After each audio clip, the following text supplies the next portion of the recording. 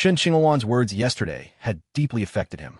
He used to always think that even without him, his clients would still have the rewards he gave them through the system, ensuring they could live lavishly and without worry. For instance, Shen Qingluan, Li Weiyang, even Zhu Gejun, who had already debuted and become famous. But Yuchu wasn't a client, so he couldn't give her more. Without him, she would revert to being that helpless, impoverished student, to sacrifice her body for a mere 200,000. Yet Shen Qingluan had reminded him that Yuchu, even without him, was the Qin family's young miss. Yuchu was smart and talented. Without him, she would still be a brilliant star, perhaps even more dazzling than his clients. So is Yuchu still the same Yuchu? At least the smile she gave him at the street corner yesterday felt unfamiliar. It still came back to that same thought. He wasn't clean himself, so how could he blame her? Perhaps truly leaving him was the life she was meant to have. In that way, he too could cast aside all burdens and become a heartless workhorse. To be a puppet of an omnipotent system. Fu Hang lay in bed, lost in thought, until a message arrived on his phone. The first was from Shen Qingluan. There's a university reunion the day after tomorrow. Are you coming? Fu Hang stared at the message for a long time, then quietly typed a reply. The crew has arrangements, sorry. Please give my regards to everyone. After sending it, Fu Hang hesitated slightly, then picked up his phone again and sent another message. Once I'm done here, I'll host a gathering for everyone. Okay, smiley face. Shen Qingluan replied instantly. The second message was from Director Liu. Boss, are you free this afternoon? We need to reshoot a few close-ups for the rooftop parkour scene. Facing this message, Fu Hang fell silent again for a long time. He actually had plans for the afternoon, or rather, for the next few days. I'll be there this afternoon. After a long pause, Fu Hang sighed softly. To bring peace for 10,000 generations. The system's benefits couldn't be enjoyed by him alone. When poor, improve oneself. When rich, help the world. This simple truth was one of the few life philosophies Fu Wanqing had instilled in him. Fu Hang quickly got up and washed himself. While brushing his teeth, he unexpectedly found a note stuck on the mirror. There's porridge in the pot and baked flatbreads in the oven. Remember to heat them up. Lip print. Staring at the bright red lip print, Fu Hang suddenly felt a tightness in his chest and shortness of breath. He obediently finished the porridge and flatbreads, meticulously cleaned up, and then snuck out like a thief. While waiting for the elevator, he was startled to realize how many people he needed to avoid. First, there was Fu Wanqing. He truly didn't know how to face his mother anymore. Last time at the food stall, he successfully diverted attention using Lao Duan and then made his escape by pretending to be drunk. But now Shen Qingluan and Lana had both come knocking. He would avoid Lana and Shen Qingluan whenever possible. He didn't like fighting unprepared battles. It was too passive. Even clients, please stick to the script. And it had to be his script. Fu Hang went downstairs, didn't call Guangtalong, and instead secretly left on yesterday's motorcycle, wearing a helmet. He didn't go to the set. Instead, he returned to the beauty center. He rode his motorcycle around downstairs for a long time. When he arrived at the set, the first thing he said to Guangtalong was, if she goes there again, notify me immediately. Guangtalong remained silent, as if he hadn't heard, but his slightly straightened posture assured Fu Hang that Guangtalong knew what to do. The reshoots were for the rooftop parkour scenes Fu Hang had filmed the first time. The footage then had been perfect, with both long and short shots being impeccable. However, when finally edited into the film, some other expressions were needed. There weren't many shots to reshoot, just a few close-ups to show the Joker's emotions. But to everyone's surprise, Fu Hang, who never failed to take, messed up. Director Liu watched the monitor, biting his lip hard. Fu Hang's state wasn't right. The Joker's frenzy, flamboyance, indifference to the world, and carefree detachment were gone. Instead, beneath the Joker's mask was the depth and complexity of human nature. How to put it? His camera presence was still strong, the visual presentation was perfect, and the emotional expression was also on point. But this wasn't the emotion they needed, was it? Could it be that the boss had a new interpretation of the script? But if so, they need to reshoot a lot more scenes. Director Liu hesitated. This wasn't just an ordinary actor. He was the lead, the screenwriter, and the behind-the-scenes investor. His understanding of the character was far more authoritative than the director's. What's wrong? Fu Hang asked, growing suspicious when Director Liu called cut, but then stared at the monitor for a long time without speaking. Boss, your emotional state. It's different from before. Director Liu chose his words carefully, not saying whether it was good or bad, throwing the question back at him. Fu Hang frowned and walked to the monitor. Staring at the person on screen, especially the eyes, Fu Hang was slightly taken aback. He had watched his previous takes, and indeed, the sensory difference was significant. You want that previous feeling, right? Fu Hang turned to look at director Liu. From the perspective of emotional progression and continuity, consistency make for a more intuitive audience experience, director Liu said very tactfully. Understand. One more take, please. Fu Hang took a deep breath. The makeup artist touched him up, and then he stood in front of the camera again. After several fumbled attempts, Fu Hang still couldn't get into the right state. Director Liu also noticed another problem. Fu Hang was constantly checking his phone during breaks. Previously, when Fu Hang entered the set, his phone would be left directly with Guang Talong. Why don't we take a break? Actually, one of the takes just now was quite good, Director Liu suggested. Fu Hang nodded. He also felt distracted. No matter how hard he tried to force himself, he couldn't calm down. He just couldn't resist looking at his phone, even though he knew that if any messages came through, they would go to Guang Talong first, and Guang Talong was standing right there. Don't just make do. If it's not right, we'll keep shooting.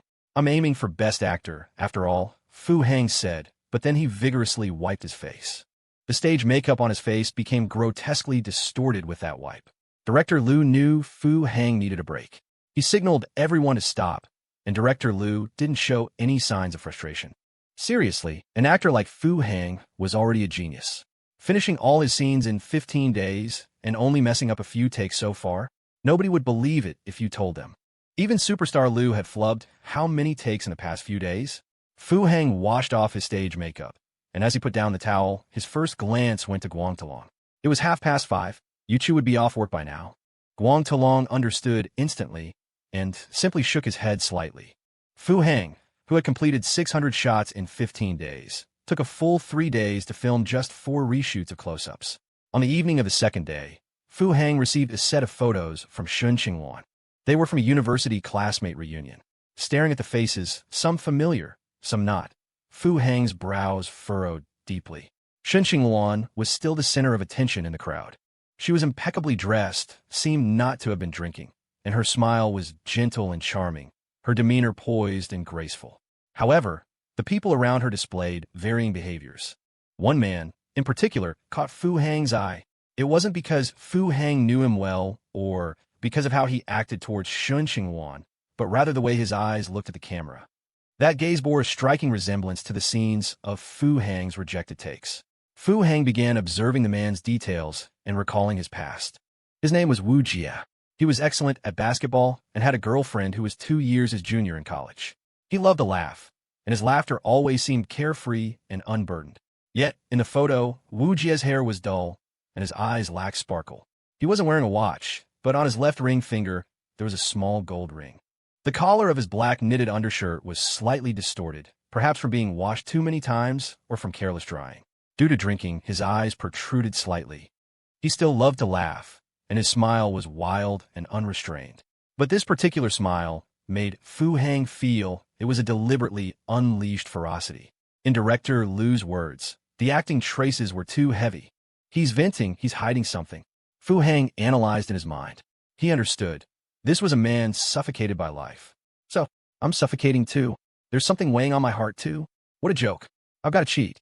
On the third day, Fu Hang's condition returned to normal. The reshoots passed in 1 take, and director Liu was ecstatic, proactively suggesting they work overtime to film one of the only 2 major scenes in the movie.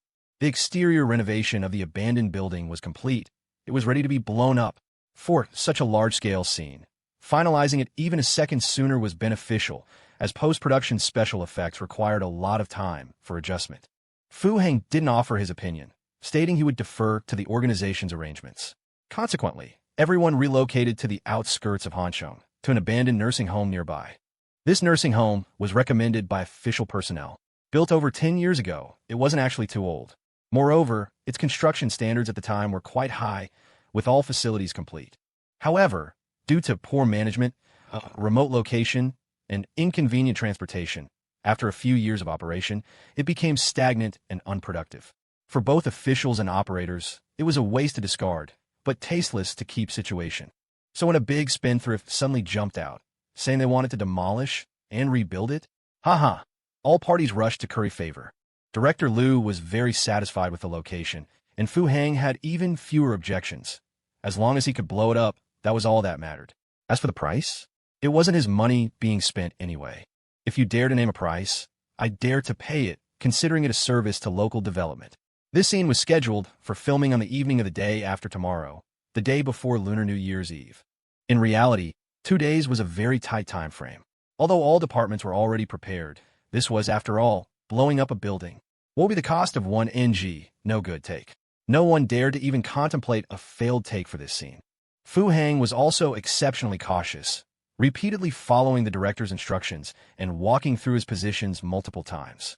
Personnel from all departments quickly gathered, including the king of pop, Lu Tianwang, who rushed over from another set where he was rushing production. He also had a scene in the exploding ruins. Ng Yanin also arrived. The Crow 4 was also using this set. Zhu Gejun also arrived inexplicably, claiming a music video needed to be shot there too. After all, scenes involving exploding buildings aren't something that happens every day. For these 2 days, Fu Hang rarely communicated with anyone. Everyone assumed it was the pressure of the big scene, so no one bothered him. Only Guantou Long, who also kept to himself, knew the real reason for Fu Hang's silence. However, his 2 subordinates reported that Qin Yuchu followed a strict 2-point routine daily, her schedule as fixed as an NPC's. But there was one thing Guantou Long hadn't dared to tell Fu Hang in advance. His several sisters had been visiting that beauty center every day to spend money. And a very clever girl who used to work for him had passed an interview the day before yesterday and was now working at that beauty center. This was why Guantou Long didn't dare speak. The girl had sent word that the beauty center did indeed provide special services to certain clients. Guantou Long would never utter such words without concrete evidence. Discussing the harem carelessly? That's a death sentence for the entire clan. The entire film set was suddenly permeated with an eerie solemnity. Everyone's movements were cautious, and the extras and set hands didn't even dare to breathe too loudly. Anyone who knew the amount of investment poured into this scene could not possibly approach it with a calm mindset. Ng Yanin sat outside her exclusive tent, her gaze fixed directly on Fu Hang in the distance. In just over 10 days, her aura had become even more untamed. Some observant individuals even noticed that her current vibe was growing increasingly similar to Fu Hang's, with his theatrical makeup over there. The director in charge of the Crow 4 felt immense pressure after receiving the script. Lu Chong had handed him the early footage of the Crow 4, and after carefully comparing it with the script, he realized it was less the Crow 4 and more Joker 2. Joker's lover, Ng Kue, was essentially a female version of Joker. But with Fu Hang's Joker already setting the precedent, how could Ng Yanin, a rookie actress, possibly manage such a role? Although Fu Hang was also a rookie, what kind of rookie was he? The director had watched Ng Yanin's performance as Sister 13 very seriously, acknowledging her efforts, but noted a significant gap compared to Fu Hang. However, as filming began, he was astonished to find that Ng Yanin entered character extremely quickly and deeply. Even after shooting concluded, she remained in that state, as if she had become a completely different person. This also led to the Crow 4 having a very fast shooting schedule. If it weren't for the fact that the explosion scene here was incredibly difficult to replicate, he wouldn't have been willing to halt their progress over there just to come and shoot these scenes. After arriving at the set, Zhu Gejun became remarkably well-behaved. During this period, with Fong Tiandai not around, she had often secretly sought out Ng Yanin, using her position as an excuse. But ever since Ng Yanin got into character, Zhu Gejun hadn't dared to approach her for a chat. This was because Ng Yanin now strikingly resembled their boss. Although that escalating madness was increasingly captivating to her, now, whenever she saw Ng Yanin, she couldn't help but think of Fu Hang. And thinking of Fu Hang made her feel a very conflicted and tangled state of mind. 2 days of preparation flew by. All departments were ready, and 3 full teams of demolition experts, after dozens of calculations, finally determined the final plan. The head of the demolition team patiently explained the detonator's switch, safety features, and explosive distance to Fu Hang repeatedly. He was actually against having an actor personally detonate it, as it violated regulations. But to his astonishment, when the boss suggested that, for the sake of authenticity, Joker himself should press the detonator, no one on set objected. Are the safety officers fake? He questioned the director, but the director simply handed him a liability waiver and official reports from relevant departments. The head of the demolition team fell silent. The head of the demolition team fell silent. Standing inside the abandoned nursing home, Fu Hang appeared profoundly pensive, the heavy clown makeup on his face making his expression look particularly grotesque at this moment. His gaze drifted over the facilities within the nursing home. Traces of life were still visible because the evacuation had only recently been completed. A nursing home was, in essence, a rather bleak place. Although all of them advertised a home away from home warmth, Fu Hang had never visited one before. In his memory, images from commercials still lingered, or perhaps the heartwarming scenes of care and whim, compassion, that appeared in news reports during holidays. Yet, when he truly stepped inside, the desolation of being forgotten by the world assaulted him. The thick, heavy door seemed to seal off the warmth and vitality of the outside world. The several semi-new, semi-old buildings looked exceptionally forlorn under the gray sky. Perhaps because of the hasty departure, large patches of paint had peeled from the walls, like the weathered wrinkles on an old person's face. Fu Hang gazed at one of the courtyards, and in his mind's eye, he seemed to see several elderly individuals sitting in wheelchairs, their eyes empty, staring into the distance. Sunlight spilled upon them, yet it couldn't dispel the bone-deep chill. Their children, perhaps due to busy lives or other reasons, rarely came to visit. Every promise made over the phone seemed like a distant dream, slowly shattering in the waiting. In the rooms, narrow and dim, there was a small bed and a few simple personal belongings. Fu Hang still felt the presence of the elderly lying there quietly, listening to the ticking of time, recalling past laughter and warmth, but now, only endless solitude remained. He even heard the faint sound of an elder's cough echoing in the empty corridor, like a helpless sigh against fate.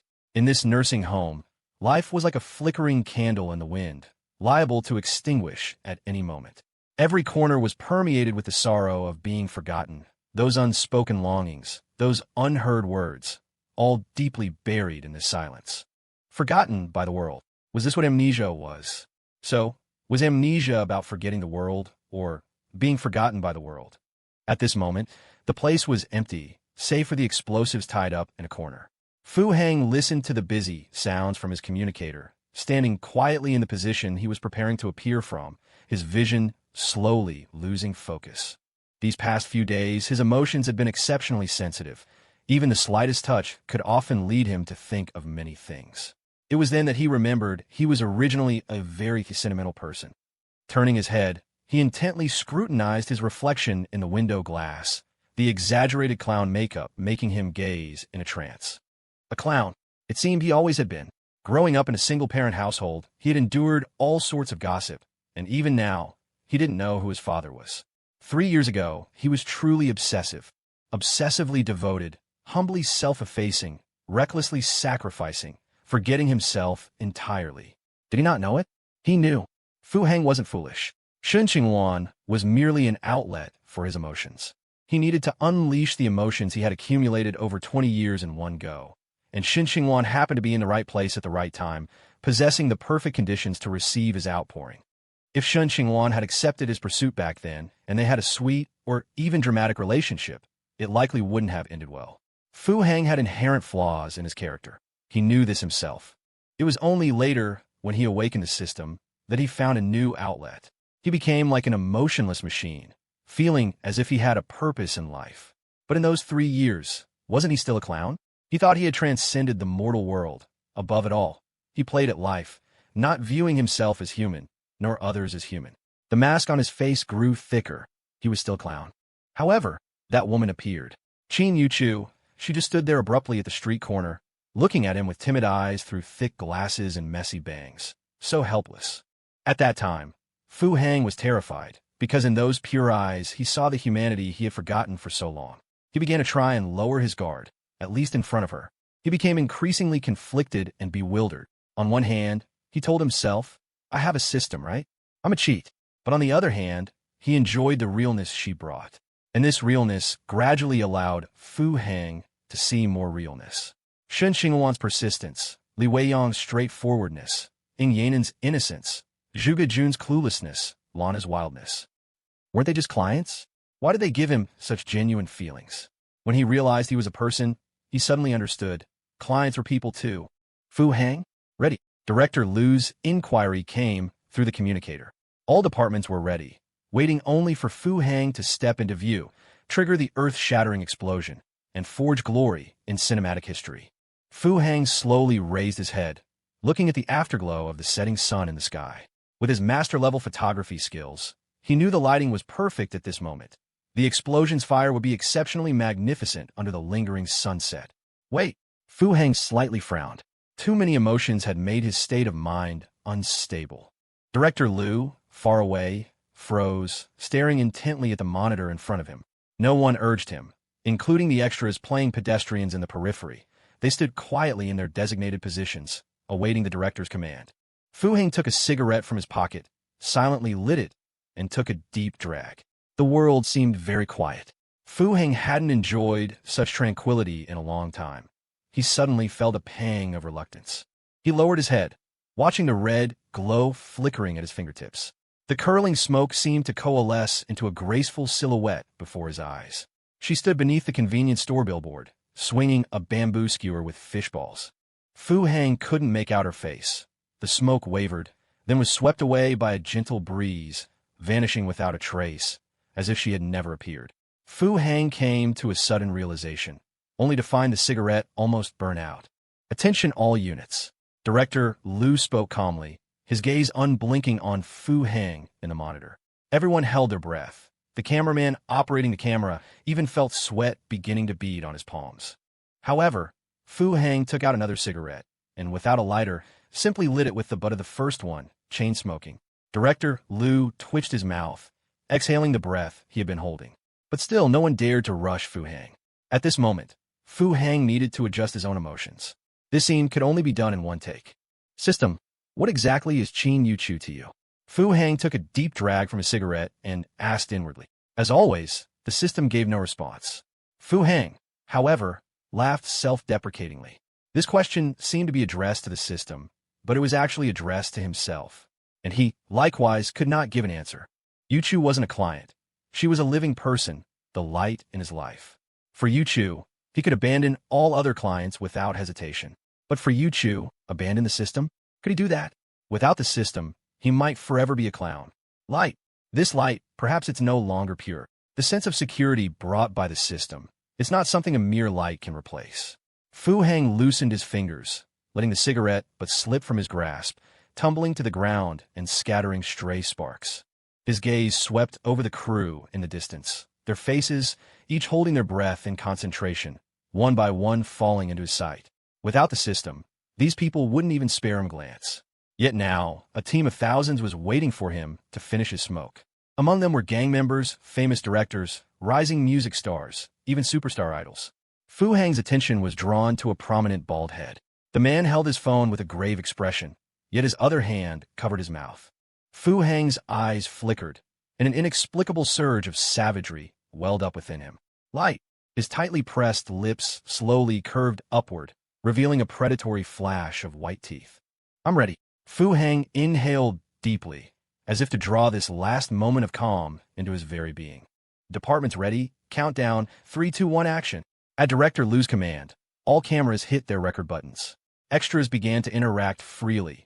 Prop vehicles slowly moved into position, and out of sight of the cameras, the temporarily dispatched fire, emergency, and medical teams entered standby. Before the close-up lens of camera 3, a head suddenly popped into view. The clown's makeup didn't conceal the lively glint in his eyes. Instead, the vibrant grease paint amplified the mischievous amusement within them. His playful demeanor was like a curious sprite peeking into the world. In the distance, Director Liu froze slightly. That's not how he's supposed to enter, is it? Wasn't he just supposed to run out? The rehearsal wasn't like this. Is he ad-libbing again? A subtle unease began to stir within Director Liu. In scenes of this magnitude, the biggest fear was an actor's impromptu performance. And with that playful wink, Fu Hang slowly leaned out. He casually strolled out of the main gate, his footsteps strangely erratic, and from the vibrant red, lipstick-painted corners of his mouth, it looked as though he was singing. This feeling is great. Director Liu's own feeling was odd, but King Liu, standing pressed beside him, had his eyes light up. Director Liu suddenly understood. This was true indifference towards life. Who would have thought that such a cheerful clown was about to blow up this hospital? Fu Hang's steps grew even stranger, as if he were performing some peculiar dance, yet without any discernible rhythm. His exaggerated movements gradually drew the attention of the extras in the distance. Although different from the rehearsal, their reactions were incredibly authentic. Fu Hang's dance steps were at times nimble, at times frenzied, but in the close-up shots his eyes were at times icy, at times vacant. In the corner, Zhuge Jun watched with a dazed expression. For the first time, this was the first time she had directly faced Fu Hang and didn't feel the urge to kick off her shoes. He seemed to have changed. She had seen Fu Hang's previous performances. Back then, she felt he was acting like a lunatic. But now, the feeling Fu Hang gave her was, Fu Hang was a lunatic, a thorough and utter madman. Ing Yanan's lips parted slightly, a hint of fascination and longing in her eyes. In a trance, she seemed to see that with Fu Hang's movements, the heavy, invisible shackles on his body were shattering and falling away, piece by piece. Like a dragon shedding its scales, he was ascending. He seemed free. Mist suddenly welled up in Ing Yanan's eyes, and her feet instinctively swayed from side to side, as if wanting to follow Fu Hang's steps. That kid is truly a phenomenon. King Lu exclaimed sincerely, his palms slick with fine sweat. His feeling was just as visceral. What was approaching was not an actor playing a madman, but a madman playing an actor. The unintentional glance he cast towards the camera revealed a madness that stemmed from the depths of his soul. Attention, all departments. Other personnel proceed along your original routes. As the chief director, Lu was exceptionally clear-headed. He needed to oversee every aspect.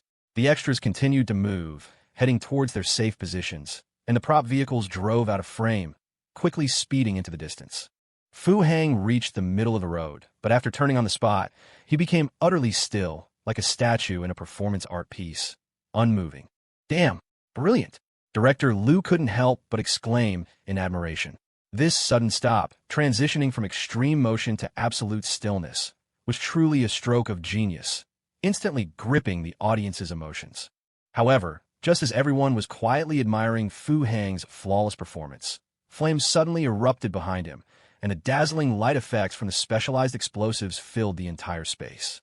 Then, a deafening roar echoed, and a violent wave of air swept forth. He's only halfway there. Director Lu's heart felt as if it had been hit at close range by a 12.7mm sniper rifle. His voice was hoarse with desperation. The worst-case scenario had happened yet again. Can't you just stick to the script, you mother? Similar scenes had, in fact, occurred many times over the past half-month. Fu Hang loved to ad-lib, and while the results were always excellent, this was a real-life explosion. Couldn't he at least get to a safe distance first? Flames surged skyward, the building behind him collapsing with a roar, and the blast wave from the explosion swept forward like a tsunami, crashing against the unmoving figure standing in the middle of the road. The clown's clothes and hair whipped wildly in the impact, like weeds in a storm. Yet the clown remained utterly still. In the rising dust, his expression was as if he were hearing the most beautiful sound in the world, filled with a hazy ecstasy and rapture. Get out of the way. Boss, run. Disordered shouts and roars erupted chaotically. The scene was spiraling out of control, because from their angle, they could see a massive section of wall hurtling towards Fu Hang from behind, whistling through the air. In everyone's minds, it was as if they already saw Fu Hang smashed into pulp. However, the clown, like a statue, didn't even turn his head. His stiff body suddenly shuddered, like a puppet shattered by a sound wave, and he mechanically took a small step to the left. Tilting his head slightly, he even offered a peculiar smile towards the position of camera 6. The massive stone hurtled past, grazing his scalp the instant his smile bloomed, then slammed violently into the ground in front of him, gouging out a deep crater. Scattered rubble rained down, clattering. The clown slightly straightened his rigid body, staring blankly at the massive stone before him. Camera 6 captured his close-up, and a flicker of disappointment actually crossed his face. Why didn't it hit me? Then the clown exaggeratedly furrowed his brow, his expression twisting, and he slowly turned his stiff neck to gaze at the fiery inferno behind him. The dust from the collapsing building became a second wave of impact, surging towards the clown and engulfing him. Don't go! Director Lu, who had run a few steps forward, abruptly halted, staring intently at the monitor of camera 5. From that angle, the footage showed Fu Hang standing there, unmoving. The activated rescue team hesitated and stopped, and everyone once again held their breath. Not until the dust slowly dispersed, in that apocalyptic scene, did the clown slowly sway amidst the flames, once again performing his strange dance, as if the inferno behind him were merely the dazzling stage lights for his performance. Cut. Director Liu captured the final shot, loudly shouting the word he had already screamed countless times in his heart. He's not done yet. Liu Tianwang's eyes narrowed, and he whispered a reminder. The clown over there, the moment director Liu called out cut, instantly stopped his dance.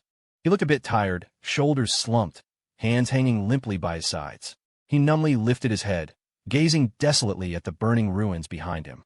The surrounding crew members dared not move. Even the rescue team subconsciously stopped their steps again.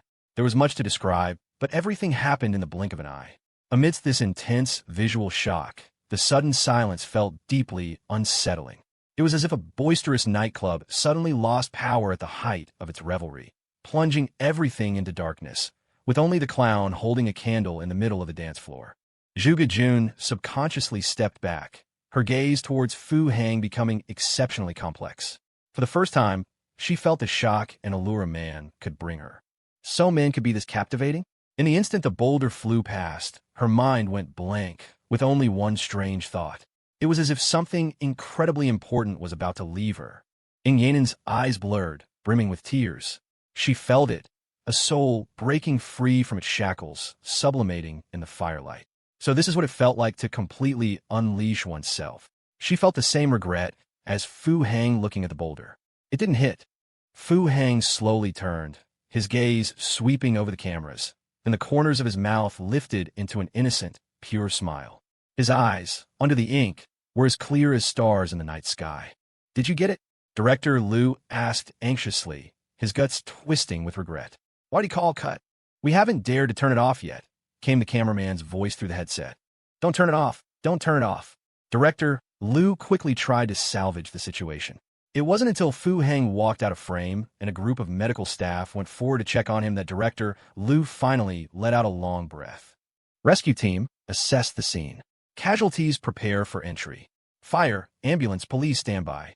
Director Liu composed himself, having no time to concern himself with Fu Hang's condition. Things had come to this. The key now was to capture the subsequent shots. While the firelight could be added later, it would be difficult to recreate the current scene. Whose call was that just now? Fu Hang, after waving away the medical staff, wiped his face while coldly asking Bald Dragon. Call? Oh, it was my sister. Bald Dragon's face instantly flushed crimson. Fu Hang cast a suspicious glance at him, utterly speechless internally, feeling like a glob of stale phlegm was stuck between his front teeth. An assistant quickly came over, carefully removing Fu Hang's makeup. Boss, Director Liu asked me to tell you that your part is finished. You can go rest now. You won't have any more scenes before the new year. Director Liu's assistant respectfully approached and reported in a low voice. Understood. You've worked hard. Fu Hang took off his dust-covered suit and walked towards the RV prepared specifically for him. This RV had a shower. Behind Fu Hang, the makeup artist who had been removing his makeup glanced at the assistant who had brought the message, then silently pulled out his phone and sent a message. Director Liu says the boss's scenes are finished. The shower's water pressure wasn't very strong. Fu Hang just tilted his head back, letting the water wash over him. He hadn't turned on the hot water. The chilling sensation gradually calmed his emotions. I have a cheat, you know. Feeling the coolness on his face, Fu Hang mumbled to himself. This sigh sounded like both a lament and a reminder. Boss! Bald Dragon's voice suddenly rang out from outside the bathroom. Fu Hang didn't answer, but the shower's water stopped. Sister-in-law went over, Bald Dragon said abruptly. The bathroom door opened, and Fu Hang emerged expressionless. Keys. Fu Hang quickly put on his clothes, letting the water drip from his wet hair. Bald Dragon said nothing, handing the motorcycle keys to Fu Hang. The motorcycle roared out of the film set. For the past 2 days, Fu Hang had checked the navigation countless times. From here, it would take only 37 minutes by motorcycle at the fastest. In a corner of the set, the makeup artist, after watching Fu Hang's motorcycle leave, sent another message. Boss has left. Rushing at top speed, Fu Hang arrived at the beauty center in just 29 minutes. But Fu Hang didn't use the main entrance. He drove his motorcycle directly to the side of the building. Stopping the bike, Fu Hang pulled out his phone and saw a message from Bald Dragon. 4th floor, Manin Pavilion. A cold sneer appeared on Fu Hang's face. He looked up, scanning his surroundings, then nimbly kicked off scaling the exposed drain pipe on the outer wall to the second floor. He had scouted this location a few days ago. Originally, he had planned to enter through a second-floor window, but since Bald Dragon had now obtained a room number, Fu Heng simply continued climbing the outer wall directly to the fourth floor. Squeezing through an open window, Fu Heng cautiously scanned his surroundings. This was a private room, exquisitely decorated. The frosted wallpaper made the room look very elegant. A high-end massage bed was placed in the center of the private room, covered with a pure white blanket. The room was filled with a faint, subtle fragrance, the smoky scent of sandalwood mixed with the rich aroma of essential oils. Fu Heng's lips twitched. It wasn't the scent of roses, but it was very similar, likely from the same product line. Fu Heng walked directly to the door, carefully inclining his ear to listen. After confirming there was no movement outside, he cautiously pulled open the private room's door. With his Grandmaster senses fully unleashed, Fu Heng moved stealthily. After evading 2 passing service staff and a stout female client, he saw the sign for Manning Pavilion. Fu Heng coldly stared at the door, his heart devoid of joy or sorrow. His hand rested on the doorknob, turning it experimentally. To his surprise, it wasn't locked. A flicker of hesitation crossed Fu Heng's eyes, yet he still gently pushed the door open a crack. But to his surprise, the gap he opened revealed complete darkness inside. The light from behind him shot into the blackness like a sword chi. Fu Heng's reaction was exceptionally quick. He swiftly slipped into the room and closed the door tightly. Fu Heng stood pressed against the door, his suspicion in the darkness growing heavier. There wasn't a trace of light inside the room, only a few faint rays peeking through the crack in the door behind him. And this faint light, barely more than a firefly's glow, was completely insufficient for him to discern the scene within the room. He strained his ears to listen, but heard not a single sound. The room's soundproofing was excellent. He couldn't even hear the music from the corridor. Bald Dragon's intel was wrong? It wasn't this private room? Relying on his Grandmaster's senses, Fu Heng tentatively took a few steps forward. The ground was soft, but not like carpet, more like some kind of specialized plastic. His leather shoes made a subtle rubbing sound as he stepped on it. A Grandmaster's senses are keen in darkness. Relying solely on that subtle sound, he perceived that this space was not narrow but exceptionally vast. Fu Heng's suspicion deepened, because the auditory feedback told him that this room was at least over 100 square meters. Fu Heng stood still, his eyes wide open, trying to adapt to the darkness as quickly as possible. But the next moment, a light suddenly flared before his eyes. The light was soft, yet exceptionally dazzling in the otherwise pitch-black environment. It was a goose-yellow beam, descending from above, enveloping a very small circular area, like a window, suddenly opening in the dark world. Fu Heng's eyes narrowed. Through the light source, he seemed to see figures flickering around the area shrouded by the beam. It must have been a woman, with her dark hair tied back by a silk ribbon, her steps graceful as a lotus blooming with every sway as she entered the light and shadow, one step at a time. But her position was incredibly clever. She stood in the front half of the light circle, causing the light to refract, allowing Fu Heng to only vaguely discern an enchanting silhouette. In the spacious room, ancient music suddenly resonated, melodious and ethereal, like celestial music from a heavenly palace, seeping into one's soul. Fu Heng subconsciously licked his lips. Due to her flowing skirt and silk robes, he was momentarily unable to clearly see the woman's figure. And with her face veiled by a light green gauze, her eyes downcast and closed, her features were even harder to distinguish. Yet, as Fu Heng stared at her graceful form, a faint sense of familiarity stirred within him. Qin Yuchu? Fu Heng couldn't be sure, because that enchanting figure bore no resemblance to Qin Yuchu's usual demeanor. The melodious music was neither hurried nor slow, but Fu Heng couldn't shake the feeling that it was peculiar. While undeniably elegant, it also carried a subtle, decadent allure. The woman in the light and shadow finally moved. Though she only arched her lower back slightly, it allowed Fu Heng to clearly see her attire. She wore a sky-blue silk dress, its hem sweeping the floor, embroidered with delicate pink crabapple blossoms that seemed to come alive, as if carrying the fragrance of spring. The silk dress was light and airy, and, as she turned, it was as if a gentle breeze swept through a flower patch, making the crabapple blossoms appear and disappear. Around her waist was cinched a scallion green silk ribbon. The slender ribbon formed an exquisite peach blossom knot at her impossibly slender waist, and two trailing streamers swayed gently with her steps. Intricate, winding vines were embroidered onto the ribbons with gold thread, shimmering under the spotlight, as if the vines had come to life, coiling and climbing. She began to walk towards Fu Hang, moving with the music. With every step, the hem of her skirt gently lifted, like a lotus unfurling. Her posture was graceful and enchanting, truly like a celestial nymph descending from the waves. A golden filigree biao, hairpin, adorned her cloud-like hairbun. The small golden leaves on the biao swayed gently with her movements, emitting faint tinkling sounds. Each sway exuded an alluring charm, further accentuating her elegant posture and graceful movements. Fu Hang unconsciously swallowed. The sight was incredibly impactful. Despite her dignified demeanor, Fu Hang felt utterly captivated, as if his soul was being drawn out. Seduction. A seduction emanating from her very bones, yet seductive without being lewd, charming without being wanton. This allure was different from Lana's inherent seduction, which was wild and untamed. But the woman before him was subtly seductive, her charm leaving no trace. For a moment, Fu Hang completely forgot his purpose for being there, staring intently at the figure. The woman's steps were also strange. Though she continued to walk forward, she never seemed to exit the light's circle, which was less than a meter in diameter. The woman suddenly stopped. The light gauze in her hand lifted, her chin slightly tucked, and she slowly opened her eyes. At that instant, the beam of light overhead shifted from yellow to green, emitting an eerie aura. Fu Hang's vision was disturbed by the sudden color change, preventing him from clearly seeing the eyes within the light curtain. But before he could look again, the woman's figure wavered and vanished within the light curtain. Fu Hang instinctively took a few steps forward, intending to search for the woman. But soon, he felt a gentle breeze sweep past him, and a delicate touch of thin gauze brushed against his cheek. A fragrant breeze wafted over him, refreshing his mind, and Fu Hang felt a slight trance. Another green beam of light illuminated beside him, then 2, 3 for beams. Fu Hang finally caught sight of the woman again.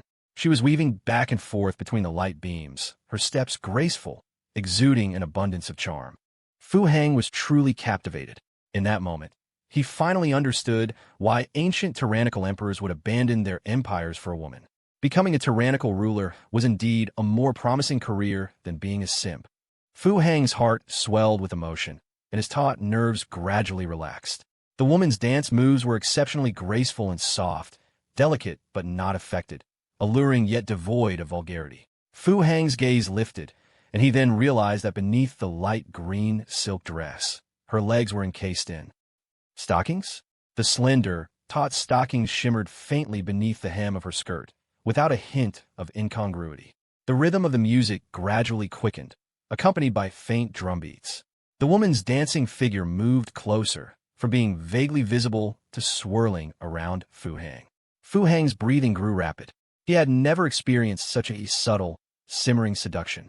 The allure of this woman in ancient attire was completely different from Lana's wildness. The latter was a direct sensory stimulation, while the former was a complete mental assault, truly soul-stirring. The light gauze in the woman's hand suddenly lifted, flying towards Fu Hang and settling steadily over his head, like a red bridal veil. Fu Hang's lips curved into a smile, feeling static cling from the thin gauze against his scalp. But the next moment, the woman bent down, agilely slipping inside the red veil formed by the gauze. Their eyes met, their noses almost touching.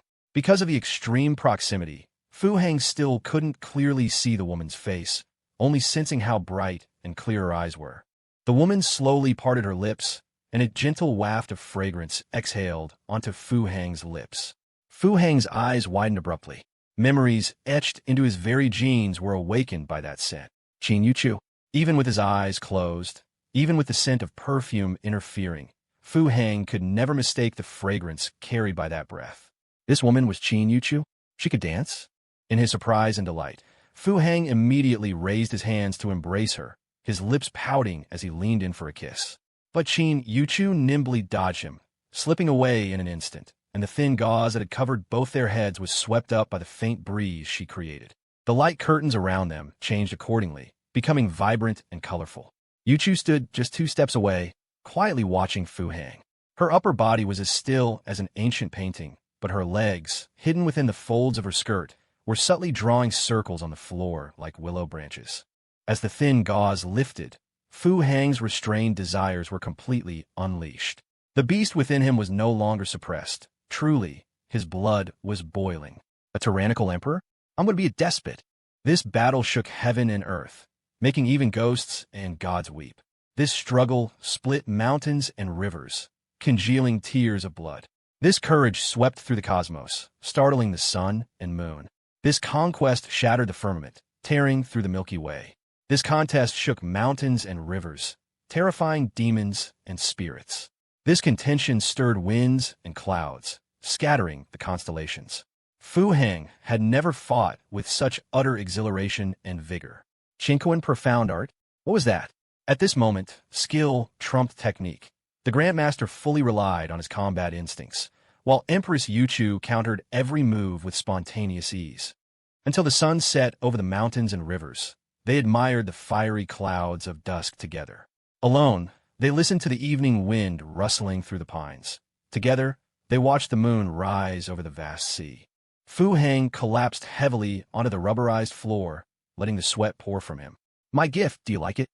Qin Yuchu lay sprawled on Fu Hang's chest, her slender fingers tracing circles on his torn shirt. Her voice was soft and breathless, like a decadent melody. So, you've been coming here to practice dancing all this time? Fu Hang gasped for breath. He had already realized that this room was a special dance studio. What did you think? Qin Yuchu bit her lip, her tone fierce, as her two fingers, delicate as scallions, precisely pinched Fu Hang's soft spot through his torn shirt. Grandmaster Qin's self-developed ultimate technique, the pinchy pinch. Fu Hang shuddered from the pain. Even a grandmaster had his weaknesses. Thank you for the... Fu Hang couldn't utter any words of explanation, only wanting to express his apologies through actions. But just as he opened his mouth, Yuchu's small hand covered his lips. Yuchu raised a finger to her lips, winked charmingly, and said, "The gift isn't over yet." The hand pressing against his lips was pulled back, and Fu Hang felt a lightness in his chest. Yuchu was gone. At the same time, the light screens around him dimmed, plunging him back into darkness. Fu Hang lay there quietly, using the darkness to hide his embarrassment and self-reproach. He suddenly wanted to laugh at his own ignorance and stupidity. That was Yuchu, his Yuchu, who would follow him to the ends of the earth. How could he have doubted her? Fu Hang had watched the dance very carefully just now. As a grandmaster, he knew perfectly well that even with Yuchu's immense talent, such a dance would require a lot of practice. And downstairs, the billboard clearly advertised dance training. Yuchu had actually gone and practiced dancing. For him. In the darkness, Fu Hang heard the sound of a sliding door rolling open. It seemed Yuchu had left. Fu Hang closed his eyes slightly, his anticipation for Yuchu's gift growing. This experience, more enchanting than Ji herself, was already unforgettable. What else could there be? Time became blurry in the darkness, and Fu Hang didn't know how long had passed. He only felt a sudden brightness behind him, blinding him with dazzling golden light. He turned in astonishment, his eyes widening dramatically. A sidewall, like a screen, slowly retracted to both sides. And behind the screen, surprisingly, the Hall of Supreme Harmony? The Dragon Throne? Fu Hang sat up in shock. After a moment of stunned silence, he noticed the difference. It was a massive LED screen background. But in front of the background, on two steps, there truly sat a majestic golden dragon throne. And on the dragon throne sat the Empress herself, radiating an awe-inspiring presence, commanding respect across the four seas. Audacious Fu Hang, do you know your crime? A majestic voice came from above. Fu Hang stiffened all over, the hairs on his back standing on end. Holy hell, you're the real best actress, aren't you? This aura. Fu Hang's eyes sparkled with indescribable delight. A dragon robe. Impudence. The Empress slammed a hand on the armrest, her brows furrowed in a cold glare. A powerful aura swept over him, and the background wall dimmed, making the scene seem dim and shadowy. Fu Hang's lips twitched. An inexplicable tremor ran through him, and he instinctively lowered his head, avoiding the Empress's gaze. The Empress slowly rose, stepping down gracefully in her cloud-soled shoes, looking down at Fu Hang from above. Fu Hang, do you know your crime?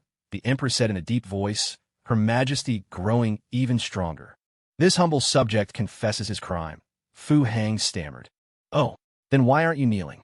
The Empress's voice hardened, tinged with a cold, killing intent. Fu Heng paused slightly at her words, his brows subtly furrowing. Kneel? Now, you may thank your empress for her grace. The empress's voice was still majestic, but a corner of her golden dragon robe lifted, revealing a pair of smooth, slender long legs. Thank you for your patronage. That night, lying in the bedroom of room 909, Fu Heng was as meek as a quail. Have you ever been spanked by an emperor on the dragon throne? The sensation was endlessly memorable, yet utterly unbearable to recall. Did you really think I went there for that? Qin Yu Chu asked, full of playful energy, not at all still on the bed. How could I? Fu Heng retorted stubbornly. Then why did you climb up to the 4th floor to get in? Yu Chu's expression was exceptionally amused. How did you? Fu Heng's voice clearly wavered. I knew the moment you left the set. Yu Chu proudly lifted her chin, pulled a pillow into a tight hug, but draped one leg over Fu Heng's chest. Bald dragon. Fu Heng's eyes narrowed, an incredulous expression on his face. I knew that kid was a traitor. Not him. He wouldn't tell me. It was little Yao. I sent her a 500 yuan red packet and told her to inform me as soon as you finished filming. Little Yao? The makeup artist? Yeah. She even thoughtfully told me your departure time. Sai from the suburbs, half an hour. Aren't you afraid of getting your license revoked again? Fu Heng's lips twitched. Sold out for 500 yuan? Never mind. You've certainly raced for me, my emperor. Yu Chu suddenly raised an eyebrow and leaned back heavily. Fu Heng's eyes flickered. Racing? The first time he raced was because of Ingyan Nan. He even used his car to block an RPG for her. The second time he raced was because of Shen Qingluan, and Yu Chu was sitting right beside him then. Fu Heng suddenly fell silent. Next time you come see me, you won't have to climb any walls. It's a gentleman forbidden zone there, Fu Heng said grumpily. Don't worry, no one will stop you anymore. Qin Yu Chu lazily lifted her other leg, placing it also on Fu Heng's chest. Why? Fu Heng held her foot, utterly bewildered. Because I bought the place, didn't I? You bought it. Fu Heng was truly stunned, his grip on Qin Yu Chu's hand tightening involuntarily. Oomph. What's so strange about that? I'm very rich now. Qin Yu Chu pulled back her foot, then rolled over, pressing her entire body onto Fu Heng. Fu Heng blinked, and the words, she's the Qin family's eldest young lady, suddenly flashed through his mind. You don't believe me? You're not the only one who can make money overseas. I've pretty much learned all your tricks. Qin Yu Chu shook her head playfully, her long hair falling down and tickling Fu Heng's face. Fu Heng just quietly stared at her, his gaze suddenly softening. Qin Yu Chu said nothing either, her lively eyes sparkling with deep affection. I'm sorry, Fu Heng blurted out, not quite knowing what he was apologizing for. What feeling? Qin Yu Chu pouted, her voice sweet and cooing. But she, too, didn't specify what feeling she was asking about. Fear, Fu Heng answered without a trace of hesitation. Yu Chu's long hair fell, covering Fu Heng's entire face. The kiss lasted for a very, very long time. Tomorrow's New Year's Eve. You need to wake up early and help downstairs. I bought the Spring Festival couplets. They're on the shoe cabinet. Remember, put them up. I saw them earlier. Why did you buy so many? 909, 910, 809, 609, 610, 209. Qin Yu Chu suddenly started counting on her fingers. Fu Heng's face slowly went blank. Hung Yu took Solomon's order, and foreigners don't celebrate Spring Festival, so she's been crazy busy lately. That's why I invited Sister Qingluan to come for New Year's Eve dinner tomorrow. And of course, Ms. Lana Katerina is all alone in a foreign land, and as a nation of courtesy, I naturally have to fulfill my duties as a host, right? Qin Yu Chu suddenly sat up, raised an eyebrow at Fu Heng, flipped off the bed, casually grabbed a face mask, and walked toward the bathroom. Fu Heng blinked, his thoughts suddenly failing to keep up. Wait, did she just mention 209? The second floor? Who's that? No. Shen Qingluan? New Year's Eve dinner? Lana, Katerina? Qin Yu Chu. What are you trying to do? Fu Heng glanced guiltily at the bathroom, instantly feeling an overwhelming aura of mischief emanating from it. Oh, right, I'm the boss lady of a club now.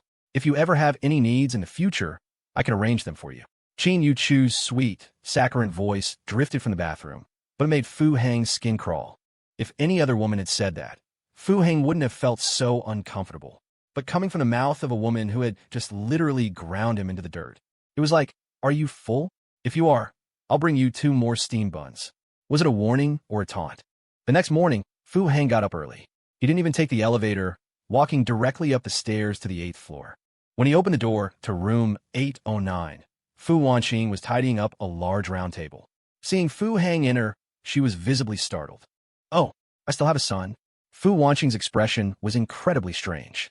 "I'm just filming. I told you about it." And Heavenly King Lu. Fu Hang awkwardly lowered his head, pretending to look for slippers, avoiding Fu Wanqing's unsettling gaze. "Go help in the kitchen. Aren't you a great chef? We'll have a lot of guests today." Fu Wanqing continued to tidy the table expressionlessly, but her tone sounded somewhat strained, as if she were gritting her teeth. Fu Hang opened his mouth, carefully observing his mother's expression, but felt too guilty to ask anything. Then, as if compelled, he started counting the chairs around the large round table. 8 seats? Wait. Him, Yuchu, his mom, Old Wang, plus Shen Qingluan and Lana whom Yuchu mentioned. Isn't that 6 people? Why are there 8 settings? Ing Yanan and Zhuge Jun? No. The crew doesn't rest during the new year. They couldn't possibly come. Who else? Is Li Weiyang back in the country? Fu Hang felt a headache coming on. The most crucial thing was his mom's reaction. It completely defied logic. She didn't even scold him? Yuchu told me about her past. That girl has had a hard life since she was little. This is her first time sitting down for a New Year's Eve dinner, so you'd better behave. His mom rolled her eyes at Fu Hang, her tone sounding unusually complex. She couldn't understand young people's thinking these days. Did Yuchu's past make her insecure? How could she invite her boyfriend's ex-girlfriend to New Year's Eve dinner? Was she out of her mind? Couldn't she see Shen Qingluan's ruthless ambition? And that foreign girl, after a few encounters, always seemed improper. But she already felt the old Fu family owed Yuchu, so facing Yuchu's proactive suggestion, she couldn't bring herself to object. And after spending time together recently, Shen Qingluan's graciousness and straightforwardness only made things more difficult for her. Oh, what a mess. She had been lonely for half her life. How did it come to this with her son? Fu Hang buried his head and went into the kitchen. Looking at the ingredients on the stove, his mind echoed with Fu Wanqing's words. Her first time sitting down for New Year's Eve dinner? A pang hit Fu Hang's heart. The eldest young lady of the Qin family? Hiv. Uncle Wang, go help my mom. I'll take care of things here. Fu Hang rolled up his sleeves and said with a smile, whatever Yuchu wanted to do today, at least this New Year's Eve dinner should belong to her. Old Wang chuckled good-naturedly. He had tasted Fu Hang's cooking before, so he wasn't pretentious and decisively left the kitchen. The family of 3 quickly got busy. The doorbell rang, and Fu Hang, who was busy chopping meat, felt a gentle smile play on his lips. Happy New Year, Annie. The gentle greeting from the doorway, however, made Fu Hang's lips twitch. It turned out to be Shen Qingluan. Fu Hang poked his head out of the kitchen and saw Shen Qingluan, dressed festively, carrying a large food container. Seeing him, Shen Qingluan merely smiled faintly, acknowledging him, then put down the food container and familiarly swapped her shoes for slippers to enter the house. She was still wearing Qin Yuchu's fluffy rabbit slippers. Please sit. We're still tidying up. Fu Wanqing was slightly surprised. It was true she'd invited her for New Year's Eve dinner, but it was only morning, wasn't it? Different customs? Do people in your hometown start eating from the morning? No, I won't sit. This is some smoked meat I prepared, sent from my hometown. I'm not sure if it suits everyone's taste. I haven't finished tidying up over there either. Oh, well. Fu Hang, do you have a moment? Can you help put up the couplets? Shen Qingluan didn't wait for Fu Wanqing to speak, turning her head to ask Fu Hang as if he were an old friend. Fu Hang washed his hands. The Empress had predicted all predictions. He wasn't particularly conflicted. Fu Wanqing subtly glanced at the stack of spring couplets on the shoe cabinet, the strange feeling in her heart growing more ineffable. These couplets were brought by Fu Hang when he entered just now. She had been watching quite a few web dramas recently, and due to Big Data's preference for precise recommendations, they were all male-centric harem dramas. This had, at one point, caused a slight deviation in Fu Wanqing's perceptions. The censorship of cultural products still needs to be strengthened, she thought.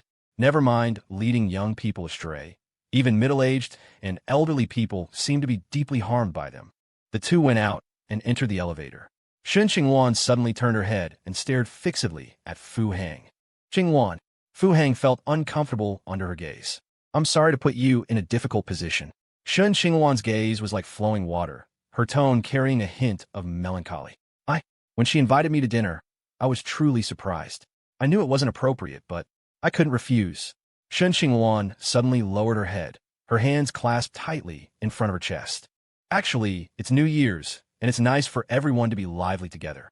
Fu Hang was somewhat lost in thought, captivated by her shy, lowered gaze. If she truly doesn't mind, do you mind?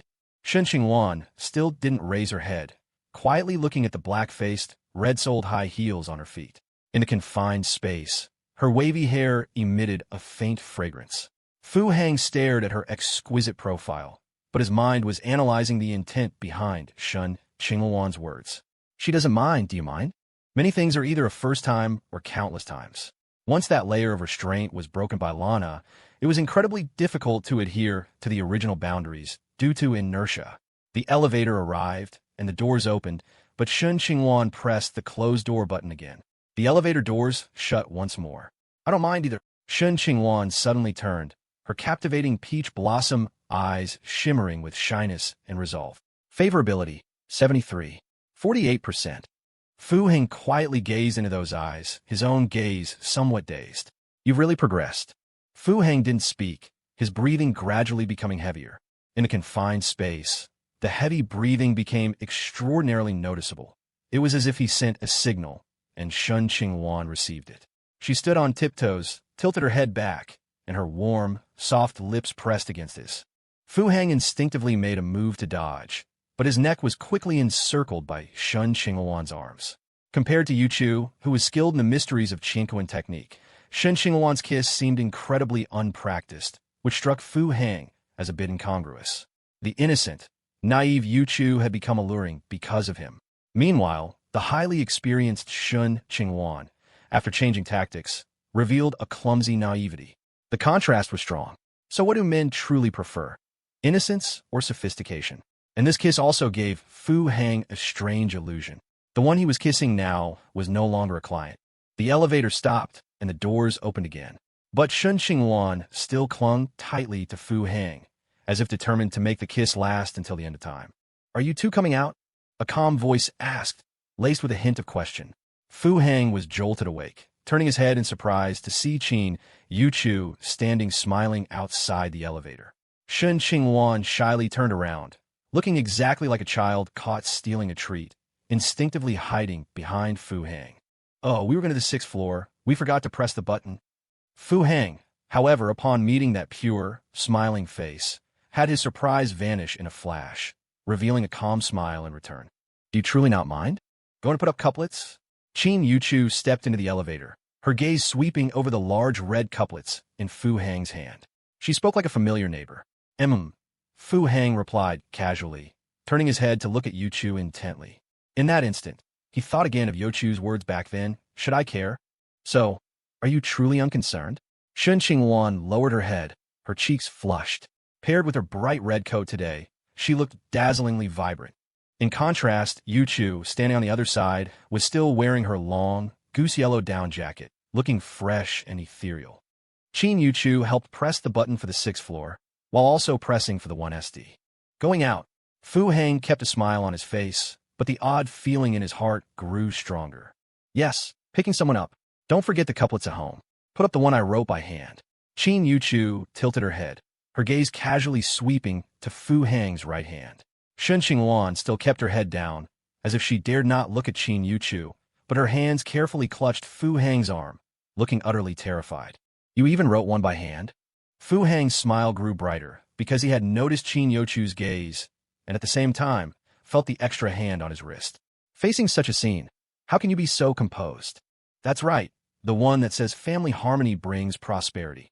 Yu Chu looked straight ahead, watching Fu Hang's eyes through the elevator's mirrored reflection. The elevator doors opened. They had reached the 6th floor. Fu Hang's steps faltered slightly, his legs felt heavy, and the hands resting on his right arm felt heavy as 1,000 pounds.